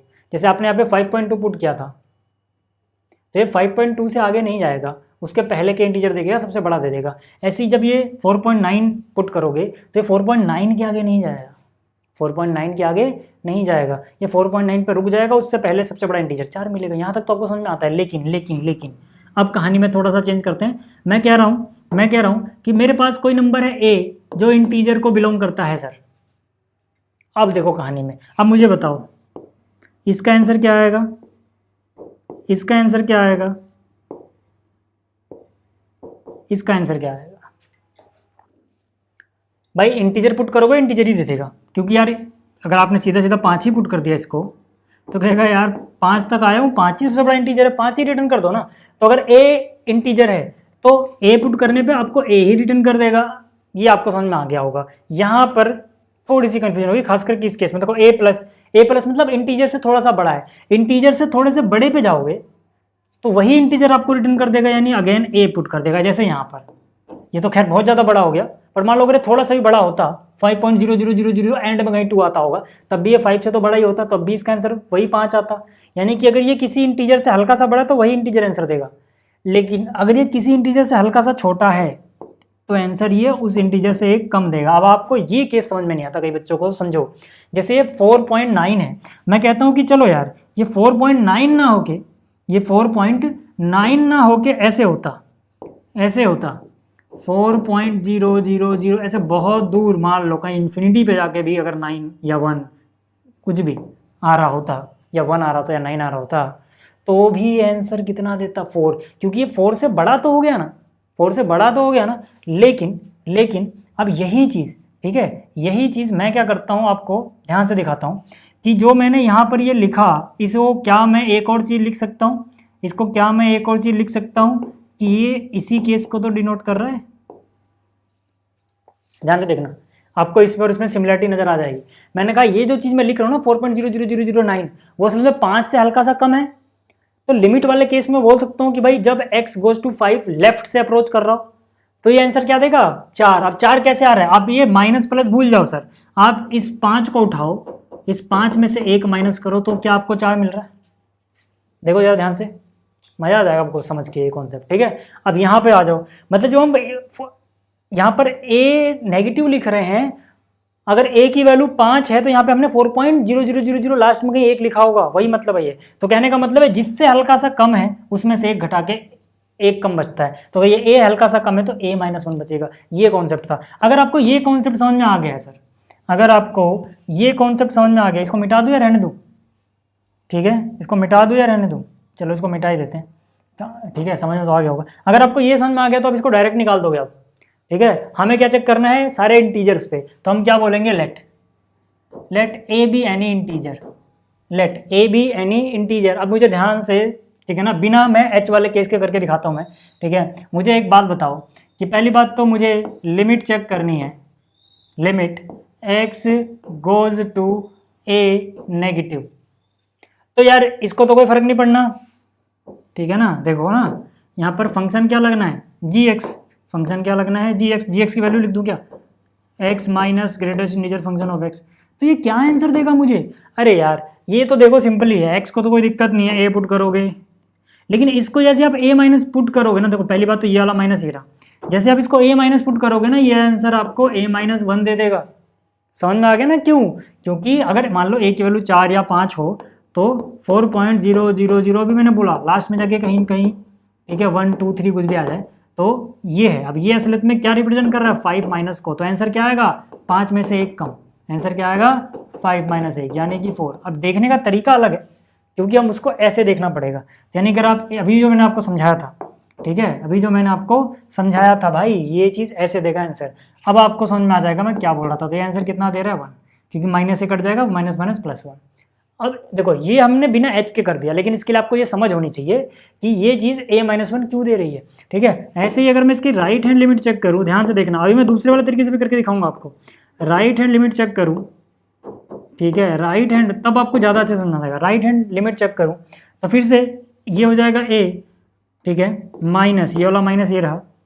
अब देखो a से थोड़ा सा बड़ा, a एक इंटीजर है, इंटीजर से हल्का सा बड़ा देखो, यानी कि a पॉइंट समथिंग आया होगा, तो आंसर तो आपको a दे देगा इस केस में। इस केस में इसका आंसर a ही आएगा सर, 0। LHL RHL बराबर ही नहीं आए, यहाँ पे हम बोलेंगे LHL बराबर ही नहीं है RHL के, तो फंक्शन की वैल्यू एट a चेक करने की जरूरत ही नहीं है। ठीक, अब देखो यार, अब मैं इसी चीज़ को, ठीक है, इसी चीज़ को मैं क्या करके दिखाता हूँ। अभी जो मेन कहानी वो लिखनी बाकी है, बट अभी इसको, ठीक है, एक को करके दिखाता हूँ। लेफ्ट हैंड लिमिट LHL को मैं करके दिखा देता हूँ। ठीक है, मैंने क्या बोला कि यार लिमिट, अगर आपको एच वाले तरीके से करना होता तो आप कैसे करते भाई, x goes to a minus g of x था, यही था ना, limit x goes to a minus g of x ही तो लिखा हुआ है यार, ठीक है, यही था ना। मैं क्या बोलूँगा, मैं कहता हूँ चलो यार अच्छे से करते हैं। a माइनस का मतलब क्या होता है कि h एक क्वांटिटी इंट्रोड्यूस करो जो 0 के बहुत करीब हो, है ना। मैंने आपको कहा था कि h का मतलब है 0.000 डैश डैश डैश डैश 000 कहीं पे 1। अब आप एक बात सोचो, अगर मैं a में से h माइनस कर रहा हूँ तो इसका मतलब क्या है कि ये a से हल्का सा कम हो जा रहा है, क्योंकि h की वैल्यू ही बहुत हल्की सी है। h मतलब हल्का, समझो, h का मतलब हल्का, ठीक है। तो a क्या है, हल्का सा नंबर है, छोटा सा नंबर है, तो a में से बहुत छोटा नंबर माइनस कर रहे हो तो a से बहुत छोटा सा फर्क पड़ रहा है, a माइनस, वही तो मतलब होता है यार इसका। यानी इसकी जगह आप क्या कर सकते हो, मतलब क्या कि जो भाई g ऑफ x, देखो ना g ऑफ x था क्या आपका, पहले तो अभी लिख देता यहीं पे, g ऑफ x क्या था, x minus greatest integer function of x, ठीक है। तो यहाँ पर, ठीक है ना, इस बार आप g ऑफ x ना लिख के आप क्या लिखोगे, देखो g ऑफ x ना लिख के क्या लिखोगे, a माइनस एच, ठीक है, क्या लिखोगे, a माइनस एच। ये बात क्लियर हो गई, ये बात क्लियर हो गई, ठीक है ना, क्योंकि अब लिमिट चेंज हो गई है, h में आ गई है कहानी, तो आंसर भी अब x में नहीं रहेगा, a माइनस एक्स में h में आ जाएगा। बस इतना याद रखना, ये दोनों चीज़ बराबर होती हैं। जब आप इसको h गोज टू 0 पुट करते हो तो अगर लेफ्ट हैंड लिमिट है तो a माइनस एच लिखोगे, राइट हैंड होती तो a प्लस एच लिखते, बस इतना सा, ठीक है, ये याद कर लेना। अब देखो, अब आपको समझ में आएगी कहानी, लिमिट h गोज टू 0, ये देखो फंक्शन डिफरेंस क्या है, x है तो यहाँ x आता है, वहाँ पे x आता है, मतलब अगर आप सोचो अगर g ऑफ 2 पुट करते, जी ऑफ 2 निकालते तो क्या निकालते, यहाँ पे 2 रखते वहाँ पे 2 रखते। तो अगर जी ऑफ दिस निकाल रहे हो तो दिस यहाँ पे रखोगे, यही चीज़ यहाँ पे रखोगे, यानी कि ये चीज़ अगर x की जगह रखें तो ये तो a माइनस एच ही आ जाएगा, माइनस ग्रेटेस्ट इंटीजर फंक्शन में भी क्या रखोगे अब आप, a माइनस एच रखोगे। ठीक है, अब जो आंसर आता है ना उसमें बच्चे कंफ्यूज रहते हैं यहाँ पे, क्योंकि उन्होंने दोनों चीज़ एक साथ देखने को मिलती है। देखो मैं कंफ्यूजन बता देता हूँ क्या होती है। हम बोलते हैं h गोज टू 0 है तो a में से 0 गया तो यहाँ पे सीधा सीधा तो a बच गया, लेकिन h गोज टू 0 है, अगर मैं यहाँ पे लगाने बैठ गया यही चीज़ तो a गोज टू 0 भले है। अब मैं देखो क्या बोलता हूँ, बच्चों को लगता है कि यार ये तो थोड़ा अजीब बात हो गई, यहाँ पे तो उसको कंसीडर नहीं कर रहे, यहाँ पे कंसीडर कर रहे हैं कि भाई भले ही h गोज टू 0 लेकिन 0 तो नहीं है। तो मैं यहाँ पे क्या बोलता हूँ कि नहीं भाई, a में से हल्का सा भी माइनस किया, a इंटीजर था तो ये इंटीजर से कम हो गया थोड़ा, जैसे अगर मान लो a 5 होता तो हल्का सा भी माइनस करोगे h को, है ना, इसमें से h को माइनस करोगे तो 5 से तो कम हो जाएगा, यानी कि ये 4.999 इन्फिनिटी तक ऐसे ही चलता जाएगा, मान लो ऐसा कुछ मान लो। ठीक है, तो आंसर तो इंटीजर नहीं रहा, तो इससे पहले इंटीजर तो 4 ही मिलना है, यानी कि जो भी 5 था उससे कम। ठीक है, तो ये जो भी a था क्योंकि उससे हल्का सा कम हुआ तो आंसर तो a माइनस 1 ही मिलेगा। अब बच्चे कंफ्यूज कहाँ रहते हैं कि सर यहाँ पे सेम सवाल में सेम टाइम पे एक जगह तो आप कंसीडर कर रहे हो कि भाई h भले ही 0 के बहुत करीब है लेकिन 0 तो नहीं है, तो उसका इफेक्ट नज़र आ रहा है, यहाँ पे क्यों नहीं आ रहा, यहाँ पर तो ये a था, भले ही h 0 के बहुत करीब था तो ये 0 से थोड़ा सा कम तो होना चाहिए था। ये कन्फ्यूजन आपके दिमाग में आती होगी ना, फिर से जो मैंने शुरू में बताया था कि भावनाओं को समझो। ये जो लिमिट का आंसर हम लिखते हैं इसकी भावनाएं क्या होती हैं कि h जब 0 के पास होगा बहुत ज़्यादा, ठीक है, तो a में से उसको घटाने पे जो आंसर आएगा वो भी a से बहुत दूर नहीं जाएगा। जैसे मान लो a 5 है, उसमें से 0.00000000 इन्फिनिटी तक 000 फिर कहीं 1 आता हो तो आंसर 5 के करीब ही तो होगा। तो ये जो हम लिमिट का आंसर लिखते हैं ये असलियत में क्या होता है कि आंसर किसके करीब जाएगा, 5 के। लेकिन यहाँ पे अगर ये डिफरेंस समझे तो भाई इसमें से भले ही बहुत छोटा सा घटाया, बहुत छोटा सा, तो ये इंटीजर के करीब जाएगा, इंटीजर तो नहीं रह जाएगा। अब जैसे ये इंटीजर नहीं रह गया क्योंकि ये ग्रेटेस्ट इंटीजर फंक्शन एक विलन की तरह काम करेगा, बोलेगा अबे यार तू अब इंटीजर नहीं रहा, अब तू हो गया है a माइनस समथिंग। तो भैया अपनी तो आदत है, अगर अपने को कोई मिल जाता है ना ऐसा जो इंटीजर ना हो तो फिर हम कुछ अलग ही कर देते हैं, उसके साथ आंसर कुछ अलग ही देते हैं। ठीक है, तो फिर हम अगर a माइनस समथिंग मिल गया तो फिर a माइनस 1 ही देता हूँ, मेरी तो आदत है, इसलिए ये वो दे रहा है। तो मतलब आंसर दोनों का हम एक ही जगह से सोच रहे हैं, लेकिन क्योंकि यहाँ पे एक विलन बैठा हुआ है ग्रेटेस्ट फंक्शन, इसलिए वो ये दे रहा है। ठीक है, तो ये हो जाएगा a माइनस a प्लस 1, कितना आया 1। तो देखो उस केस में भी हमने कितना जल्दी निकाल दिया था 1। तो अगर आप सोच पाओ, यही मैंने कहा था कि अगर आपका दिमाग इतना कैपेबल है कि आप सोच पा रहे हो सही लिमिट क्या है तो क्यों पढ़ रहे हो उसके चक्कर में, नहीं तो भैया आपकी इच्छा है, आप इस तरीके से कर लेना। ठीक है, इसको छोड़ दूँ क्या मैं, ठीक है ना, ये बस जनरलाइज करने के लिए था, आप दोनों तरीकों से करने की जरूरत नहीं है। ठीक है ना, ये क्या है मेथड 2। ठीक है, लिख दे रहा हूँ यहाँ पे। ठीक है, जैसे मैंने LHS निकाला वैसे आप निकाल सकते हो, मेथड 2 है। आप चाहो तो RHL भी निकाल सकते हो, देख लेना आंसर आ जाएगा आपको। ठीक है, मैं करवा नहीं रहा, आपको यार इतना करना है, जैसे इतना हुआ ठीक है ना, आप उसको भूल जाओ, इस पे आ जाओ कहानी पे। देखो LHL RHL बराबर नहीं आया था, इसका मतलब क्या, इसका मतलब दिस इज डिसकॉन्टिन्यूअस एट, है ना, GX is not continuous for all a belongs to integer, यानी सारे इंटीग्रल वैल्यू पे कॉन्टिन्यूअस तो नहीं होगा। अब समझ में आ गया, क्लियर हो गया इतना। चलो अब चलते हैं आगे। ठीक है, अगला जो क्वेश्चन इसमें क्या कह रहा है, is the function defined by this is a continuous at x equal to pi. अभी देखो यार तो पाई पे है तो सीधा सीधा निकाल सकते हो, पहले वैल्यू ही निकालो ना पाई पे। f ऑफ पाई कितना होगा, x की जगह pi square minus sine pi plus 5। Sine pi होता है 0, यानी पाई स्क्वायर माइनस 0 प्लस 5, कितना आंसर आ गया, पाई स्क्वायर माइनस 5, है ना, f ऑफ पाई। अब देख लो ना यार, ग्राफ देख लो अगर आपको याद नहीं आ रहा तो। भाई साइन एक्स का ही तो ग्राफ होता था, ठीक है ना, जो वैल्यू कहाँ से कहाँ तक जाती थी, यहाँ पे -1, यहाँ पे क्या +1। ठीक है, ये कितना होता था, ये होता था π/2, ये होता था 0, ये क्या होता था, ये होता था पाई। ठीक है ना, तो मतलब यहाँ पे पाई ही तो आ रहा है, पाई पे क्या आ रही है वैल्यू, 0 आ रही है ना। ठीक है, तो साइन पाई कितना होता था, 0 होता था। क्लियर होगी बात। अच्छा ये तो निकल गया, अब लिमिट की बात करते हैं। क्या लिमिट अलग अलग निकालू, नहीं यार, साइन भाई फंक्शन तो एक ही रह रहा है ना, फंक्शन तो एक ही रह रहा है। ठीक है, तो हम निकालेंगे limit x goes to pi. ठीक है, f ऑफ x क्या है, ये limit x goes to pi, f of x क्या आ रहा है sir, x square minus sine x plus 5। ठीक है, तो यहाँ से पाई पुट करने पे इसको कोई आपत्ति है, एक्स को नहीं, पाई स्क्वायर आ जाएगा, माइनस पाई पुट करने पे क्या है, अनडिफाइंड अनडिटर्मिनेट फॉर्म जैसा कुछ बन रहा है, नहीं, तो इसको भी कोई दिक्कत नहीं है सर। ठीक है, तो ये क्या हो जाएगा फिर से पाई स्क्वायर प्लस 5, क्योंकि ये तो जीरो हो गया ना। ठीक है, साइन एन पाई पे क्या होता है, जीरो, आपने पढ़ा होगा।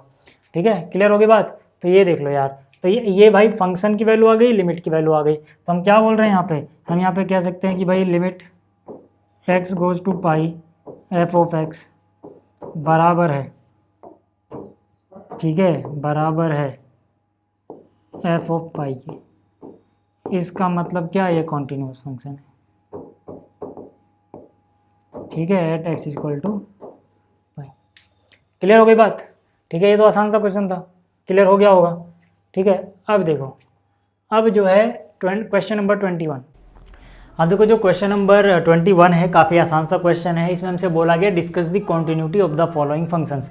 यहाँ पे जितनी जगह एफ एक्स दिया गया सब जगह देखोगे तो भैया आपको एक ही चीज़ देखने को मिलेगी, साइन एक्स और कोस एक्स इन्वॉल्व हो रहे हैं। कहीं पे उनको प्लस किया जा रहा है, कहीं पे उनको ऐसे सब्ट्रैक्ट किया जा रहा है एक दूसरे में से, कहीं पे प्रोडक्ट निकाला जा रहा है। तो यहाँ से मैं क्या करता हूँ ना, मैं सबसे पहले एक काम कर लेते हैं, साइन एक्स को ही सोचो अगर कॉन्टिन्यूस फंक्शन प्रूव कर दूँ, और उसके बाद कोस एक्स को ही कॉन्टिन्यूस फंक्शन अगर मैं प्रूव कर दूँ, अगर मैं इतना कर ले जाऊँ तो मैं क्या बोल सकता हूँ कि भाई यहाँ पर तो इन्हीं दोनों कॉन्टिन्यूस फंक्शन का सम हो रहा है, तो मतलब सम जो आएगा वो भी एक कॉन्टिन्यूस फंक्शन होगा, डिफरेंस जो आएगा वो भी एक कॉन्टिन्यूस फंक्शन होगा, प्रोडक्ट जो आएगा वो भी एक कॉन्टिन्यूस फंक्शन होगा, ऐसा मैं बोल सकता हूँ ना। तो इसके लिए मैं क्या बोलता हूँ ना, मैं इसी को एक फंक्शन मान ले रहा हूँ जी एक्स, ठीक है, एंड जो cos x है इसी को एक फंक्शन मान ले रहा हूँ मैं, यू भी कुछ भी मान लो ना, पी एक्स मान लो। क्लियर हो गया।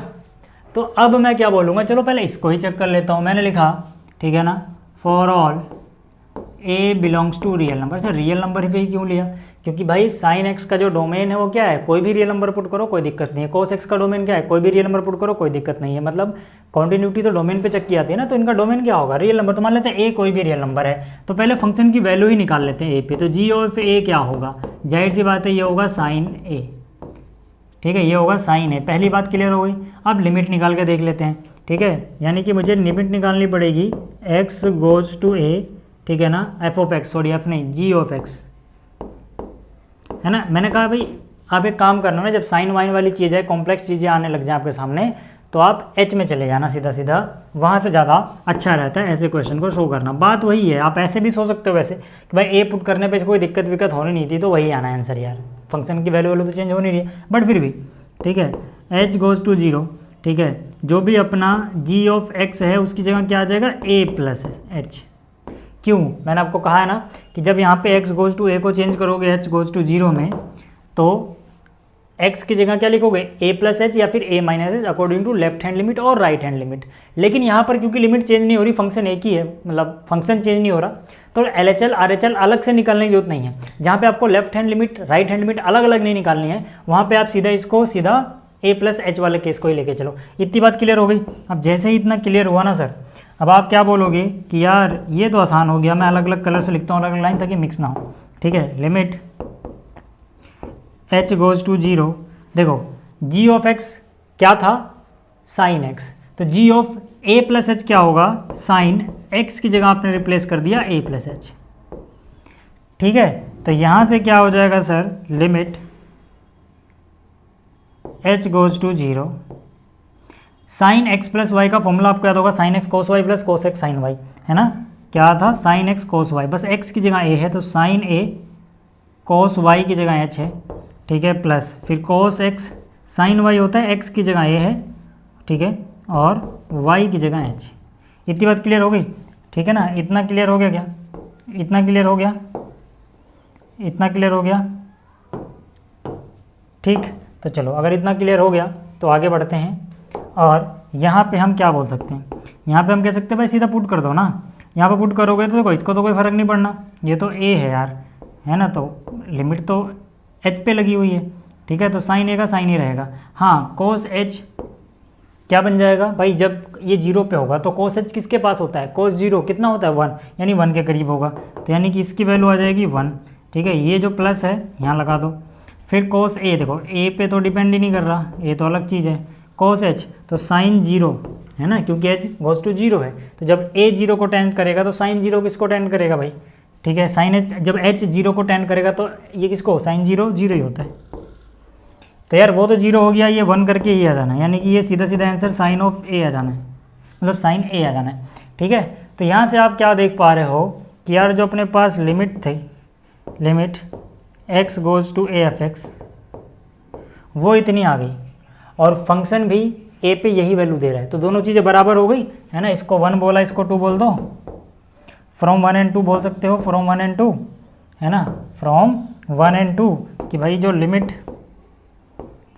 x गोज़ टू a है f ऑफ x, वही बराबर आ जा रहा है f ऑफ a के। तो इसका मतलब क्या है, इसका मतलब कि जो gx हमने माना था साइन x के बराबर, ये कॉन्टीन्यूअस फंक्शन है। ठीक है, continuous for all x belongs to real number है ना। इतनी बात समझ में आ गई। तो हम क्या बोल सकते हैं, देखो हम क्या बोल सकते हैं, इसका मतलब ठीक है ऐसा सेम एज, यहाँ पे देखो कोस को अलग से करके मत दिखाओ, कोस वाला भी ऐसा ही है, तो हम बोलेंगे सेम एज। ठीक है, कोस भी हो गया, उसको अलग से चाहो तो करके दिखा सकते हो। ठीक है, हम क्या बोल सकते हैं, सेम एज, सेम एज, या इसको अलग लाइन में लिखूंगा, चलो ठीक है, पहले इसको सजा लूँ नहीं तो ये चला जाएगा। कहाँ से लिखें इसको, ठीक छोटा कर दो इसको, 1 मिनट रुको, इसको छोटा कर देता हूँ मैं ताकि वो दिखे आपको। पहले इतना इतना दिखेगा क्या, क्योंकि नोट्स में फिर आता नहीं है यार वो। ठीक है, इतना दिख रहा है ना, चलो ठीक है यार। ठीक, यहाँ पे चलते हैं। ठीक है, ये आपको समझ में आ गया होगा। वैसे अगर थोड़ा धुंधला दिख रहा है कोई बात नहीं, नोट्स में आपको पूरा मिल जाएगा। ठीक है, बट यार अगर मैं नीचे नीचे करता जाता ना, जितना लंबा होता फिर और छोटा करने पे और धुंधला हो जाता है।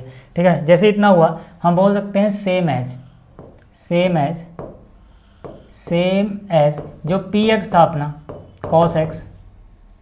ठीक है, वो भी क्या है, इज कॉन्टीन्यूअस है, ये भी क्या है, कॉन्टीन्यूअस है for all x belongs to real number, a belongs to real number. ठीक है, या x belong to real number, कुछ भी बोलो यार। ठीक है, अब जैसे इतना हुआ, अब आ जाओ पहले पार्ट पे। पहला पार्ट क्या है, देखो वहाँ पे शायद दिखना रहा, बहुत छोटा हो गया।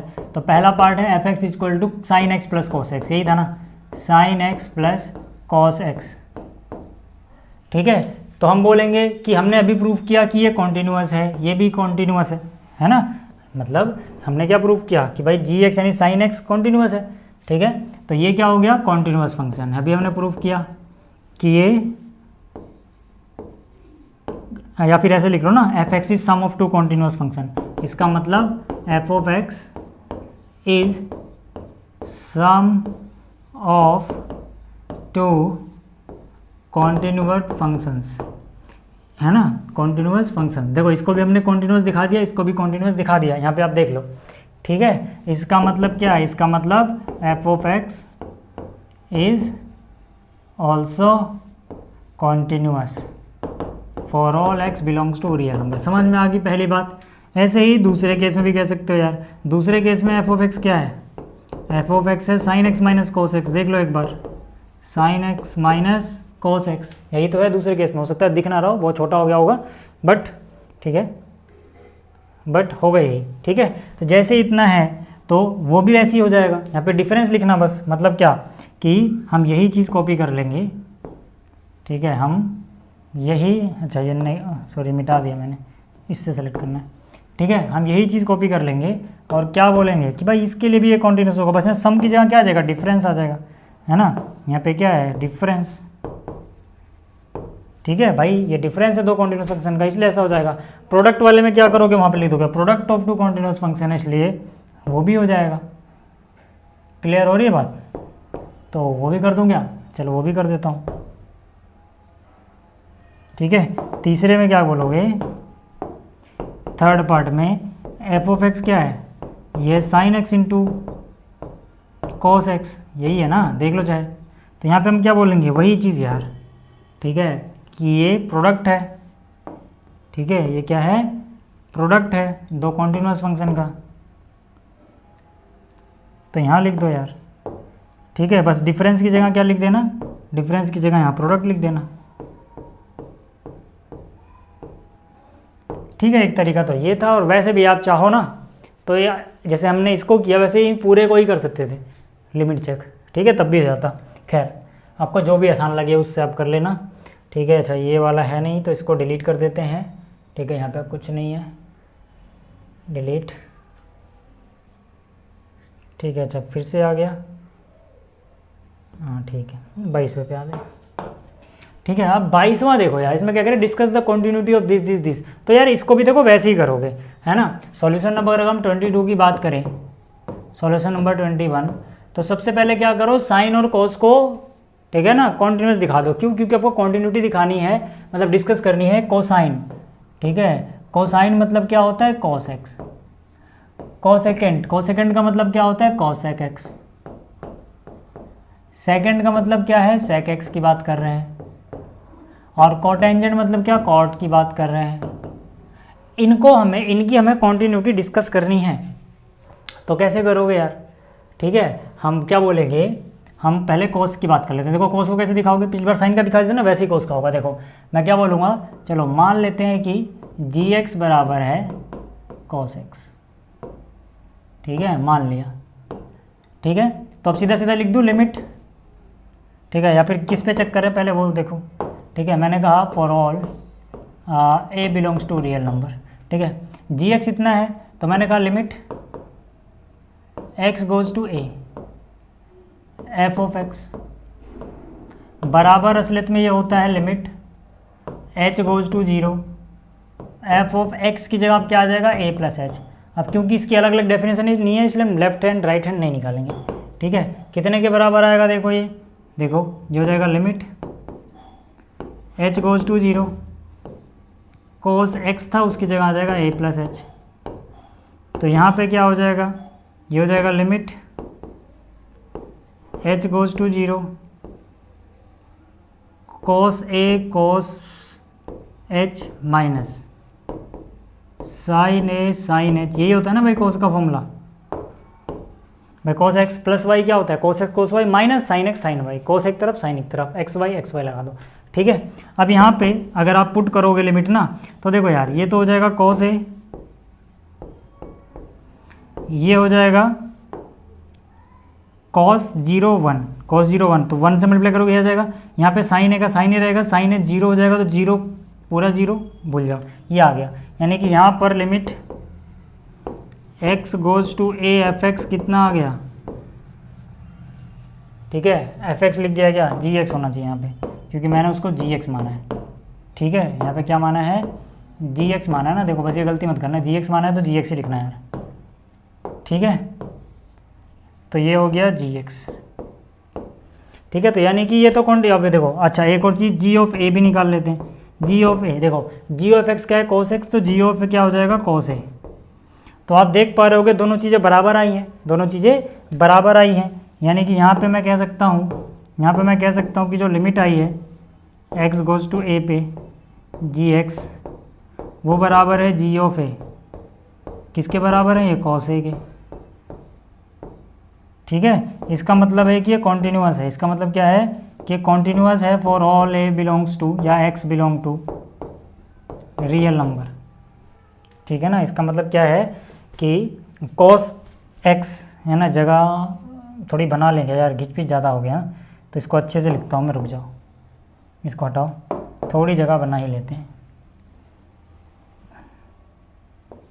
थोड़ा सा छोटा कर रहा हूँ इसमें,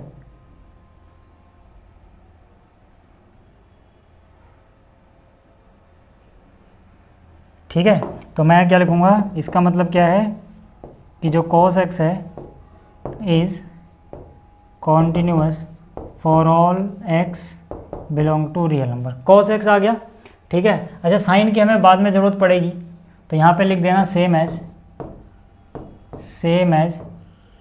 साइन x, ठीक है, same as sine x is continuous for all x belong to real number. बिल्कुल इसके ऐसा प्रूव कर सकते हो, ठीक है। साइन कैसा कोस है, कोस कैसा साइन है, एक को कर दिया दूसरे को ऐसे लिख दो। अब आ जाओ, देखो अब कॉस एक्स का हमें करना था, हमने कर दिया, है ना। कॉसेक एक्स की अगर हम बात करें सेकंड पार्ट की, ठीक है। तो मान लेते हैं इस बार एफ ऑफ एक्स क्या है, कोसेक एक्स, ठीक है। इसकी अगर हम बात करें तो हम क्या बोलेंगे कि यार देखो जो कोसेक एक्स होता है वो तो होता है 1/sin x, वो तो होता है 1/sin x, ठीक है। वेयर sin x बस 0 नहीं होना चाहिए, sin x 0 नहीं होना चाहिए। sin x 0 हो जाएगा तो यार डिवाइड बाई 0 वो तो गलत चीज़ हो गया, अनडिफाइंड हो गया ना। तो हम क्या बोलेंगे, देखो हम क्या बोलेंगे कि भाई यहाँ पे, ठीक है, यहाँ पे हम लिखेंगे कैसे इसको, यहाँ पे बोलेंगे हेयर, ठीक है। बल्कि इसको ऐसे ना लिख के, एफ ऑफ हटाओ यार, इसको ऐसे ना लिख के, ठीक है, इसको ऐसे ना लिख के ऐसे ही लिखो ना, कोसेक एक्स, ठीक है, कोसेक एक्स बराबर ये लिख दो सीधा, ठीक है। वेयर, ठीक है, यहाँ पे साइन एक्स 0 नहीं होना चाहिए, ठीक है, बस इतना याद रखना, ठीक है। तो यहाँ पे हम क्या बोल सकते हैं, यहाँ पे बोल सकते हैं हेयर 1 को एक फंक्शन मानो, मतलब अगर सोचो कि ये खुद ही एक फंक्शन होता है, मतलब कोई फंक्शन है एफ एक्स बराबर 1 है, ठीक है, यानी कि यही अगर 1 जो है ये एक फंक्शन होता, ठीक है, एंड साइन एक्स मान लो कोई दूसरा फंक्शन है, आर कॉन्टिन्यूस, ये दोनों भी क्या हैं, are continuous for all x belong to real number, कोई भी रियल नंबर पुट कर लो यार, ठीक है। मतलब क्या है कि भाई इसको फंक्शन मान के चल लो यार, ये 1 है ना, इसको भी फंक्शन समझ लेना, एच एक्स मान लो, है ना, और ये जो साइन एक्स है इसको एफ एक्स मान लो। तो अगर एक फंक्शन है 1 एंड साइन एक्स, ये कॉन्टिन्यूस फंक्शन है, इसका मतलब क्या है, इसका मतलब cosec x is continuous for all x belongs to real number minus क्यों करेंगे भाई, सारे रियल नंबर पे हो सकता है, लेकिन वो रियल नंबर माइनस करने पड़ेंगे जहाँ पे साइन एक्स 0 जाता है, और साइन एक्स 0 कहाँ पे होता है, एन पाई पे, याद रखना इसको, साइन एक्स 0 कहाँ होता है, एन पाई पे 0 होता है। तो मतलब ये कोसेक एक्स कॉन्टिन्यूस तो होगा, लेकिन जहाँ पे एन पाई, ठीक है, को हटाना पड़ेगा, क्यों, क्योंकि अगर साइन एन पाई मिला तो वो 0 हो जाता है, इसको याद रखना, ठीक है, मतलब साइन 0 नहीं होना चाहिए। क्लियर होगी बात। अच्छा, ऐसे अगर मैं तीसरे की बात करूँ, ऐसे ही अगर मैं थर्ड की बात करूँ तो थर्ड में क्या है, सेक एक्स, वही चीज़ यहाँ पे भी हो जाएगा, ठीक है। देखो यार सेक एक्स क्या होता है, 1/cos एक्स, है ना। हम क्या बोलेंगे भाई, 1 and cos x are continuous, 1 and cos x are continuous, ठीक है। लेकिन यहाँ पर एक बात याद रहे, cos एक्स बस 0 नहीं होना चाहिए, cos एक्स 0 हो गया तो फिर दिक्कत हो जाएगी सेक एक्स को। तो 1 को अगर में फंक्शन माने, यानी ये भी कॉन्टिन्यूस है, न्यूमरेटर और डिनोमिनेटर में एक फंक्शन है वो भी कॉन्टिन्यूस है। तो जब एक फंक्शन दो फंक्शन को ऐसे डिवाइड करके आ रहा है और दोनों ही कॉन्टिन्यूस है, तो ये भी कॉन्टिन्यूस होता है उसी डोमेन पे, ठीक है, बस नीचे वाला 0 ना हो। तो मतलब 1 एंड cos एक्स कॉन्टिन्यूस है, इसका मतलब क्या हो गया, सेक एक्स इज कॉन्टिन्यूस, ये भी कॉन्टिन्यूस होगा for all x belongs to real number, लेकिन इसमें से भी क्या माइनस करोगे, जहाँ पर cos एक्स 0 हो रहा हो। cos एक्स 0 क्या होता है, cos एक्स 0 होता है π/2 के ऑड मल्टीपल पे, ठीक है। एक मिनट इसको मिटा के अच्छे से लिखता हूँ मैं, ठीक है। cos एक्स 0 होता है, कहाँ लिखूँ यार, थोड़ा सा ऊपर कर लूँगी इसको, अब दिख रहा है, ठीक है। cos एक्स 0 कहाँ पे होता है, इसके ऑड मल्टीपल समझते हो ना, 2n + 1 π/2, रियल नंबर में से ही हटाना पड़ेगा आपको, 2n + 1 π/2। क्लियर हो गई बात। ऐसे ही जो अगला हिस्सा, अब यहाँ जगह नहीं बच रही है, अगला हिस्सा मैं आगे करूँ क्या, चलो आगे कर देता हूँ, ठीक है, यहाँ पे कर देता हूँ। अगला हिस्सा क्या है, कॉट टेंजेंट यानी कॉट, ठीक है। अगला हिस्सा क्या है, कॉट एक्स। तो उसमें क्या लिखोगे आप, देखो यार अगला लिखोगे आप कि भाई साहब जो आपके पास कॉट एक्स है ना, इसको आप लिख सकते हो cos x divide by sine x. अभी हमने प्रूफ किया ये कॉन्टिन्यूस है, ये भी कॉन्टिन्यूस है, लेकिन यहाँ पे याद रहे, यहाँ पे कंडीशन क्या लगेगी, जो न्यूमरेटर है ये 0 नहीं होना चाहिए सर। तो हम बोलेंगे यहाँ पर, ठीक है ना, हम बोलेंगे यहाँ पर here cos x and sine x, हमने ऊपर प्रूफ किया ना कॉन्टिन्यूस है, आर कॉन्टिन्यूस फंक्शंस। इसका मतलब cot x is also continuous for all x belongs to real number minus, भाई रियल नंबर में से क्या हटा दोगे आप, जहाँ पे साइन एक्स 0 होता है। साइन एक्स 0 कहाँ होता है, एन पाई पे, तो बस वो वाले एक्स हटा देना। क्लियर हो गई चीज़ें, ये सब मतलब आपको समझ में आ रहा हो, ठीक है। आगे चलते हैं। देखो अगला क्वेश्चन है question number 23, find all points of discontinuity. तो देखो यार ये तो पिछले क्वेश्चन जैसा ही हो गया, ठीक है। यहाँ पे हम क्या बोलेंगे कि यार देखो इसमें भी केस 1, केस 2, केस 3 इस तरह से बनाते हैं। तो पहले मैंने लिखा केस 1, ठीक है। पहले मैंने क्या लिखा, फर्स्ट केस। फर्स्ट केस में क्या लिखोगे, वैन। देखो क्या कह रहा है, अगर x लेस देन 0 है तो ये रहेगा फंक्शन, ठीक है। When x is less than 0। देखो जब x लेस देन 0 है तो भैया अपना फंक्शन चेंज ही नहीं हो रहा, अपना फंक्शन तो 0 पे चेंज हो रहा है। 0 से प्लस, 0 से माइनस पे चेंज होगा, लेकिन 0 से छोटा कोई नंबर ले लो वहाँ पे, जैसे मान लो 0 से छोटा कुछ भी ले लो ना, माइनस का ले लो, -1 देख लो आप, तो -1 पे तो यही रहना है, ठीक है। तो ऐसे कोई भी नंबर देखोगे तो यही रहना है। तो एफ ऑफ एक्स हमेशा sine x divide by x रहेगा। तो हम बोलेंगे here sine x and x are continuous function. सीधा ये मान के चलोगे, अब बड़ा क्वेश्चन है तो कॉन्टिन्यूस फंक्शंस है ना। बस ध्यान के रखना है for x is less than 0, है ना। मतलब इसका क्या है कि देखो दिक्कत क्या थी कि भाई sign x divide by x है और ये चीज़ आपको दिख रही है, इसका एक मतलब ये भी तो भाई एक्स 0 तो नहीं है सर, एक्स 0 तो नहीं है। आप चाहो तो ऐसे लिख देना कि भाई अगर एक्स लेस देन 0 मतलब 0 तो नहीं है। दिक्कत इसको कहाँ हो सकती थी, जब ये 0 हो, तो 0 तो है ही नहीं यार, है ना। X is not equal to 0 है इस केस में। तो भाई 0 को तो बारे में सोचो ही मत, क्योंकि हम लेस देन 0 के लिए देख रहे हैं अभी, तो 0 वाला केस तो आया ही नहीं है, तो उसकी टेंशन भी लेनी। तो इसका मतलब क्या है, साइन एक्स एंड ये कॉन्टिन्यूस है, इसका मतलब कि जो एफ ऑफ एक्स है sine x divide by x, sign x divide by x is continuous.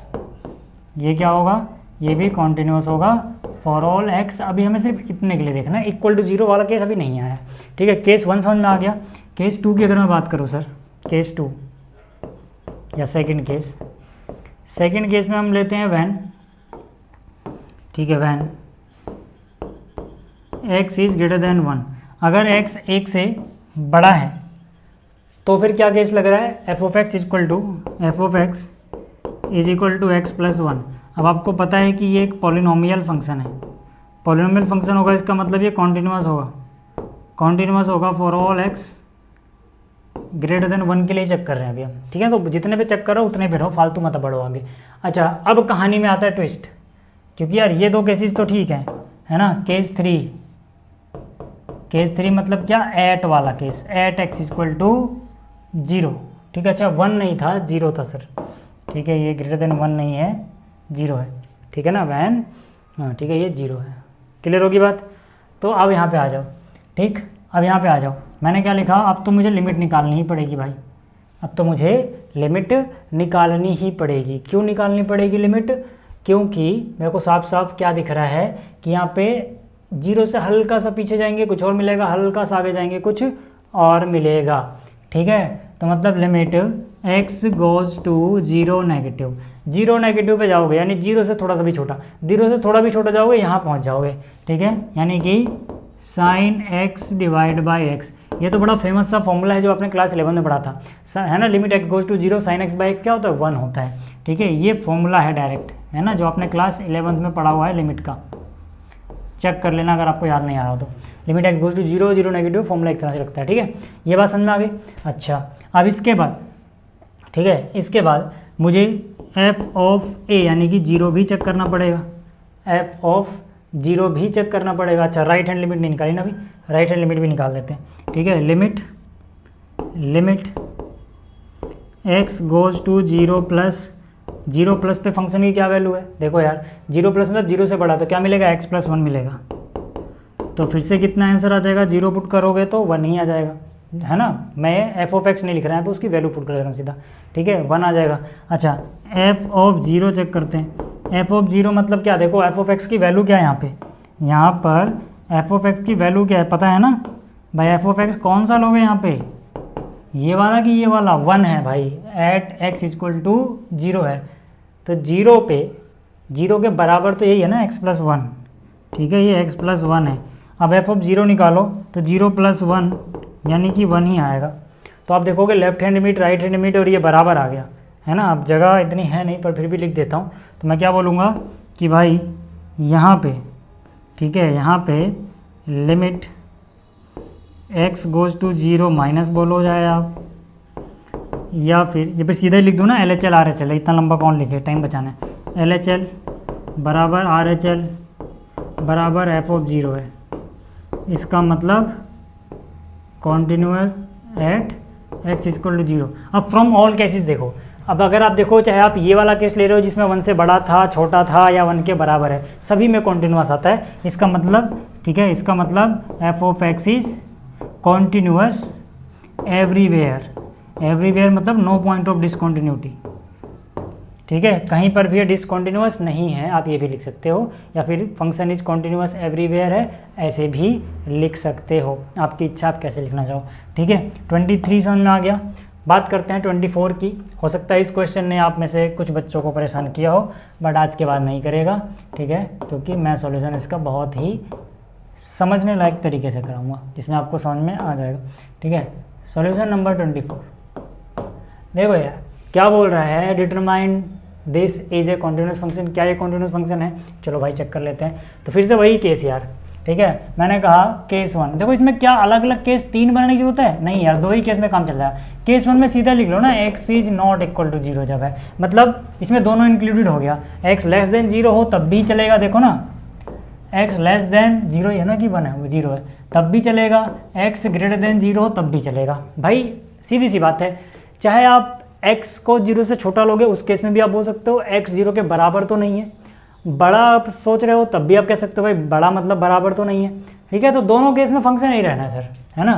तो f(x) दोनों ही केस में क्या हो जाएगा, x² sin 1/x, ठीक है। अब यहाँ पे हम कह सकते हैं कि यार sin 1/x को दिक्कत तब होती है जब ये 0 के बराबर होता। हम बोलेंगे इस केस में तो 0 के बराबर है ही नहीं, x 0 के बराबर है ही नहीं, तो इसको दिक्कत नहीं होगी। तो हम बोलेंगे for x is not equal to 0, चाहे हम x² की बात कर लें या फिर हम बात कर लें, इसको तो खैर 0 से भी कोई दिक्कत नहीं है, बट इसको दिक्कत थी, चाहे हम बात कर लें sin 1/x की, is continuous function, is continuous function.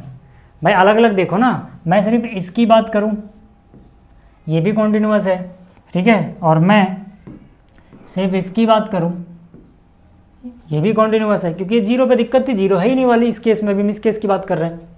तो 2 कॉन्टिन्यूस फंक्शन का प्रोडक्ट है, तो हम बोलेंगे, ठीक है, हम बोलेंगे इसका मतलब क्या है, f(x) इज प्रोडक्ट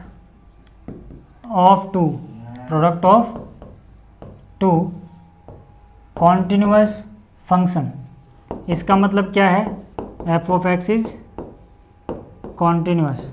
लेकिन अभी हमने किसके लिए चेक किया, सिर्फ for x is not equal to 0, जहाँ पे x 0 नहीं है और x belong to real number, यानी सारे रियल नंबर 0 हटा दो, आप ऐसे भी कह सकते हो, ठीक है, उन सब के लिए चेक कर लिया। अच्छा, तो मतलब इसमें 2 केस निपट गए एक ही बारे में। क्वेश्चन में कुछ ऐसा देता है जिसमें हमें अलग अलग केस नहीं बनाने पड़ेंगे, एक ही से दोनों निपट गए, ठीक है। अच्छा, अब केस 2 की बात करते हैं। केस 2 मतलब क्या, एट x इक्वल टू 0, ठीक है। देखो यार, eight x equal to 0, f(x) की वैल्यू क्या है, 0 के बराबर। देखो 0 के बराबर पे क्या है, 0 है, तो ये 0 आ गया, यानी कि f(0) भी 0 होगा।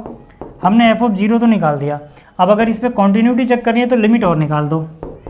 क्या इसमें अलग से, क्या इसमें, ठीक है, क्या इसमें अलग से LHL और RHL निकालने की जरूरत है? सोचो और बताओ, ठीक है, 1 मिनट के लिए सोचो और बताओ।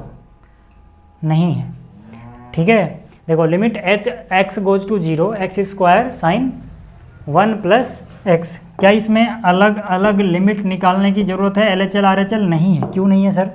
क्योंकि वैल्यू चेंज लग रहा है कि होएगी पर नहीं होएगी। क्यों? क्योंकि देखो 0 से हल्का सा लेफ्ट जाओ तो लेस देन 0 हो गया, नहीं 0 के इक्वल टू नहीं रहा, यानी कि जब आप बात करोगे 0 माइनस की, मतलब ये 0 के इक्वल तो नहीं है, फंक्शन लगेगा वही वाला। जब आप बात करोगे 0 प्लस की, x गोज टू 0 प्लस, तो तब भी 0 के बराबर नहीं है, फंक्शन लगेगा वही वाला, मतलब ये चेंज नहीं हो रही है ना यार। तो दिख तो रहा है कि ऐसा लगता था कि चेंज होगी बट नहीं होगी, बट तो सिर्फ यही लगा लो। अब इसमें क्या हो जाएगा सर? इसकी वैल्यू आ जाएगी, ध्यान से देखना, इसकी वैल्यू क्या आएगी, बस ये सोचना है। इस केस में क्या बोला है, इस केस में हम बोल सकते हैं कि यार देखो, अब x क्या है, गोज टू 0, यानी 0 नहीं है, 0 के बहुत पास में है। तो चलो जब हम लिमिट पुट करेंगे, ये तो देखो पॉलिनोमियल है, ये क्या है, पॉलिनोमियल है तो ये तो 0 का स्क्वायर हो गया 0 इंटू इसकी वैल्यू क्या आएगी सर, इसकी वैल्यू क्या आएगी, इसकी वैल्यू आएगी -1 से 1, इसकी वैल्यू आएगी, देखो 0 तो एग्जैक्टली नहीं आएगा तो -1 से 1 है ना, यहाँ पे इसको क्या आएगी फाइनाइट वैल्यू है ना। देखो मैं आपको इसको ऐसे समझाऊँ, ठीक है, लेकिन देखो अब इसकी वैल्यू क्या आएगी, इसकी वैल्यू क्या आएगी भाई, x जब 0 के पास होगा तो 1/x कहाँ होगा, इन्फिनिटी पे कहीं होगा। मतलब अगर मैं ग्राफ बना के समझाऊँ आपको, है ना, तो भाई साइन x का ग्राफ इधर कहीं बढ़ता जा रहा होगा, ऐसे पीछे बढ़ता जा रहा होगा, ऐसे आगे इन्फिनिटी तक कहीं ना कहीं बढ़ता जा रहा होगा। अब इन्फिनिटी पे कौन सा नंबर होगा हमें पता नहीं है भाई, इन्फिनिटी पे अप्रोच ही नहीं कर पाएंगे ना, वहाँ पे हम कोई एक नंबर नहीं बता पाएंगे 1/x क्या आएगा। क्यों, क्योंकि ये 1 है ना 1/0 के बहुत पास है, या 0 माइनस है या 0 प्लस है, दोनों से फर्क नहीं पड़ता, 0 से या तो हल्का सा बड़ा है या 0 से छोटा है। तो 1/0 क्योंकि इन्फिनिटी के पास होता है तो 1/नॉन-0 है, लेकिन ये 0 के बहुत पास है, इसलिए इसका आंसर इन्फिनिटी के कहीं ना कहीं पास होगा। इन्फिनिटी के पास भी चला जाएगा, आंसर तो हमेशा -1 + 1 के बीच में ही घूमेगा सर, -1 + 1 के बीच में ही घूमेगा, ठीक है। तो हम क्या बोल सकते हैं कि भाई जो इसका आंसर होगा, ठीक है, ये बिटवीन -1 + 1 ये कुछ रहा होगा यार, है ना। तो जो भी नंबर आएगा एक फाइनाइट नंबर आएगा बिटवीन -1 and 1, -1 and 1 ही आएगा भाई इन्फिनिटी पे, तो देख लो चाहे आप करके, ठीक है। तो इसका मतलब क्या, इसका मतलब ये वैल्यू भी 0 ही आएगी, क्योंकि ये एक नॉन-0 वैल्यू इंटू 0 ही मिलेगा। मतलब ये दिखाने का ये है कि अनडिफाइंड वगैरह कुछ ऐसा नहीं बन रहा सर, क्योंकि साइन की वैल्यू हमेशा -1 से 1 पे ही रहती है, ठीक है। इसको अगर आपको इतना भी नहीं समझना तो आप इतना झंझट मत पालो, अपने दिमाग में इतना सोच लो कि भैया है तो ये साइन 1/x, अब ये थीटा कुछ भी हो जो इसके डोमेन में है तो साइन की वैल्यू इसी रेंज में रहती है, इस रेंज में जो भी वैल्यू होगी हमें वो जानने की ज़रूरत यहाँ पे नहीं है। क्यों, क्योंकि बगल में बैठा हुआ है विलन गुंडा, 0 का स्क्वायर यानी 0। अब यार तुम कुछ भी हो, कितनी बड़ी तोप हो, ये इंटू करके 0 ही बना देगा, इसलिए हमें ये सोचने की ज़रूरत भी नहीं है कि एक ऑसिलेटिंग वैल्यू मिलेगी जो -1 + 1 में कहीं भी शिफ्ट हो सकती है बीच में, ठीक है। तो कुछ भी हो यार, ये आंसर 0 आना है, ठीक है। तो अब आप देख सकते हो f(0) लिमिट के बराबर आ गया, यानी कि मैं यहाँ से बोल सकता हूँ limit x goes to 0 f(x) जो भी है वो बराबर सीधा f(0) के आ गया। तो ये कॉन्टीन्यूअस है, ये कॉन्टीन्यूअस है। तो आप देखोगे ये हर जगह कॉन्टीन्यूअस है, यहाँ भी कॉन्टीन्यूअस है, यहाँ भी कॉन्टीन्यूअस है, तो आप लिख लेना कॉन्टीन्यूअस एवरीवेयर। तो यहाँ पे क्या लिख दोगे, यहाँ लिखोगे कॉन्टीन्यूअस एवरीवेयर, कॉन्टीन्यूअस एवरीवेयर है ना। मैं फिर से बोलूँ, अगर आपको इन्फिनिटी वाली चीज़ नहीं सोचनी तो आप ऐसे सोच लेना भाई, इसकी वैल्यू x कुछ भी पुट करो जो डोमेन में है तो 1/x भी एक रियल नंबर ही रहेगा, क्योंकि इसका डोमेन ही रियल नंबर है। तो x अगर रियल नंबर है तो 1/x भी रियल नंबर है, कोई भी रियल नंबर हो इसके लिए हो जाएगा। तो ऐसे ही जब ये 0 को अप्रोच कर रहा है मतलब 0 के इक्वल नहीं है तो वो भी तो एक रियल नंबर ही है। तो रियल नंबर पे जो भी आएगा ये कुछ ना कुछ तो इसी के बीच में देगा, जिसको भी देगा उसको ये 0 का स्क्वायर 0 बना देगा। तो फाइनल आंसर तो 0 मिलना ये कंफर्म हो गया, ठीक है। क्लियर हो गई बात, चलो ये समझ में आ गया होगा। क्वेश्चन नंबर 24 ये कॉन्टिन्यूअस फंक्शन है। क्वेश्चन नंबर 25 की बात करते हैं, ठीक है। तो यहाँ पर देखो यार, ये भी काफ़ी आसान सा क्वेश्चन है, इसमें भी 2 ही केस बनाने पड़ेंगे। एक केस बनेगा जब x 0 के बराबर ना हो, क्योंकि इसमें लेस देन बोलो 0 के या ग्रेटर देन बोलो दोनों कवर हो जाएगा। दूसरा एट x = 0 पे चेक करने वाला, है ना। तो इसके सॉल्यूशन की बात करता हूँ। देखो सॉल्यूशन नंबर 25 केस 1 या केस फर्स्ट बोल दो आप, ठीक है। केस 1 में क्या होगा, एक मिनट अच्छे से लिख लूँ पहले मैं इसको, केस फर्स्ट, ठीक है, जहाँ पर, ठीक है ना, x 0 के बराबर नहीं है। तो अगर x 0 के बराबर नहीं है तो f(x) की एक ही वैल्यू मिल रही है आपको, चेंज हो ही नहीं रही है, क्योंकि चेंज तो 0 के इक्वल होगा तब हो रही है, ठीक है। ये ठीक है, तो हम यहाँ पे बोलेंगे here sin x and cos x। अभी हमने बहुत बार देख लिया कि भाई sin x cos x क्या होते हैं, कॉन्टिन्यूअस होते हैं, are two continuous function, continuous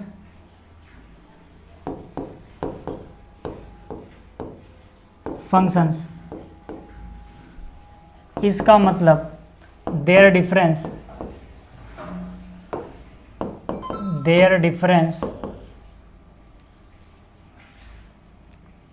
will also be continuous।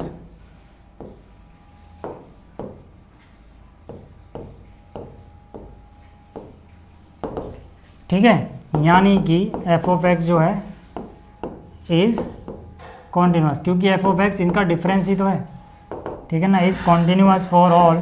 अभी हमने कौन सा केस चेक किया, ये वाला, क्योंकि यहाँ पे चेंज वे नहीं हो रही तो अलग से लिमिट विमिट चेक करने की जरूरत नहीं है, ठीक है। अच्छा केस 2 की अगर मैं बात करूँ, केस 2 की अगर मैं बात करूँ, आपको अगर कन्फ्यूजन हो तो भाई अलग से आप पहले साइन एक्स कोस एक्स को कॉन्टिन्यूस प्रूफ करो, उसके बाद ये लाइन लिखो, ज़्यादा अच्छा रहेगा आपके लिए, बट इतना करने की जरूरत नहीं है यार, ठीक है। देख लेना, अगर ये बहुत ज़्यादा नंबर में आता है 4-5 नंबर में तो वो भी कर देना, है ना, 2 नंबर 3 नंबर तक है तो आप ऐसे करना, ठीक है। आपको सिखा चुका हूँ कि साइन एक्स और कोस एक्स को अलग अलग कैसे करना है, ठीक है ना, कॉन्टिन्यूस प्रूफ। अच्छा केस 2 में बोले तो at x is equal to 0, अब यहाँ पे हमें लेफ्ट हैंड लिमिट और राइट हैंड लिमिट नहीं चेक करनी है। क्या बोला मैंने, नहीं चेक करनी है, क्यों, क्योंकि यार आप 0 माइनस देखो 0 प्लस देखो, भाई 0 माइनस मतलब 0 के इक्वल नहीं है, 0 प्लस का मतलब भी दोनों का मतलब है कि 0 के इक्वल नहीं है, तो यार यही तो हुआ ना कि भाई एक ही है इसमें, सिर्फ लिमिट चेक कर लो। तो लिमिट x गोज टू, ठीक है, limit x goes to 0 f of x, तो यहाँ से आ जाएगा limit x goes to 0 f of x क्या है, एफ ऑफ एक्स है sine x minus cos x, ठीक है। क्या h वाली चीज़ है, अरे छोड़ो यार, उसके भी नहीं हो जा रहा, इतना सोच पाओगे ना, x गोज टू 0 तो साइन 0 क्या होता है 0 माइनस कॉस 0 क्या होता है 1, तो आंसर कितना आ जाएगा -1, आंसर कितना आ जाएगा -1, यानी लिमिटिंग वैल्यू तो आ गई -1। अब हमें एक और चीज़ निकालनी होती है कि भाई अगर एफ ऑफ एक्स है ना, एफ ऑफ एक्स कितना है, मैं आपको ना अलग कलर से दिखा देता हूँ इसको, कि मैं ये वाली चीज़ बाद में कर रहा हूँ, ठीक है। तो मतलब इसके बाद हम जा रहे हैं इस स्टेप पे, एफ ऑफ एक्स कितना है इस केस में, देखो ना हम कहाँ चेक कर रहे हैं, एट एक्स इक्वल टू 0, तो इस केस में इक्वल टू 0 में एफ ऑफ एक्स कितना है -1, तो चाहो तो आप एफ ऑफ 0 भी निकालोगे तब भी आपको -1 ही मिलेगा। तो देखो ना यार, यहाँ पे लिमिटिंग वैल्यू भी वही आ रही है -1, ये भी आ रहा है -1, दोनों बराबर है। इसका मतलब क्या, इसका मतलब limit x goes to 0 f x बराबर आ रहा है एफ ऑफ 0, एक फाइनाइट वैल्यू आ रही है -1, इसका मतलब ये कॉन्टिन्यूस है। यहाँ पे लिख लेना, yes it is continuous everywhere, ठीक है, लिख दोगे यहाँ पे छोटा सा, कॉन्टिन्यूस एवरीवेयर, ठीक है। तो ये टोटल आपके 25 सवाल हो गए, उम्मीद करता हूँ आपको समझ में आए होंगे सारे क्वेश्चंस। तो इस वीडियो में इतना ही, जल्दी मिलेंगे अगली वीडियो में। इस वीडियो को देखने के लिए धन्यवाद, थैंक यू।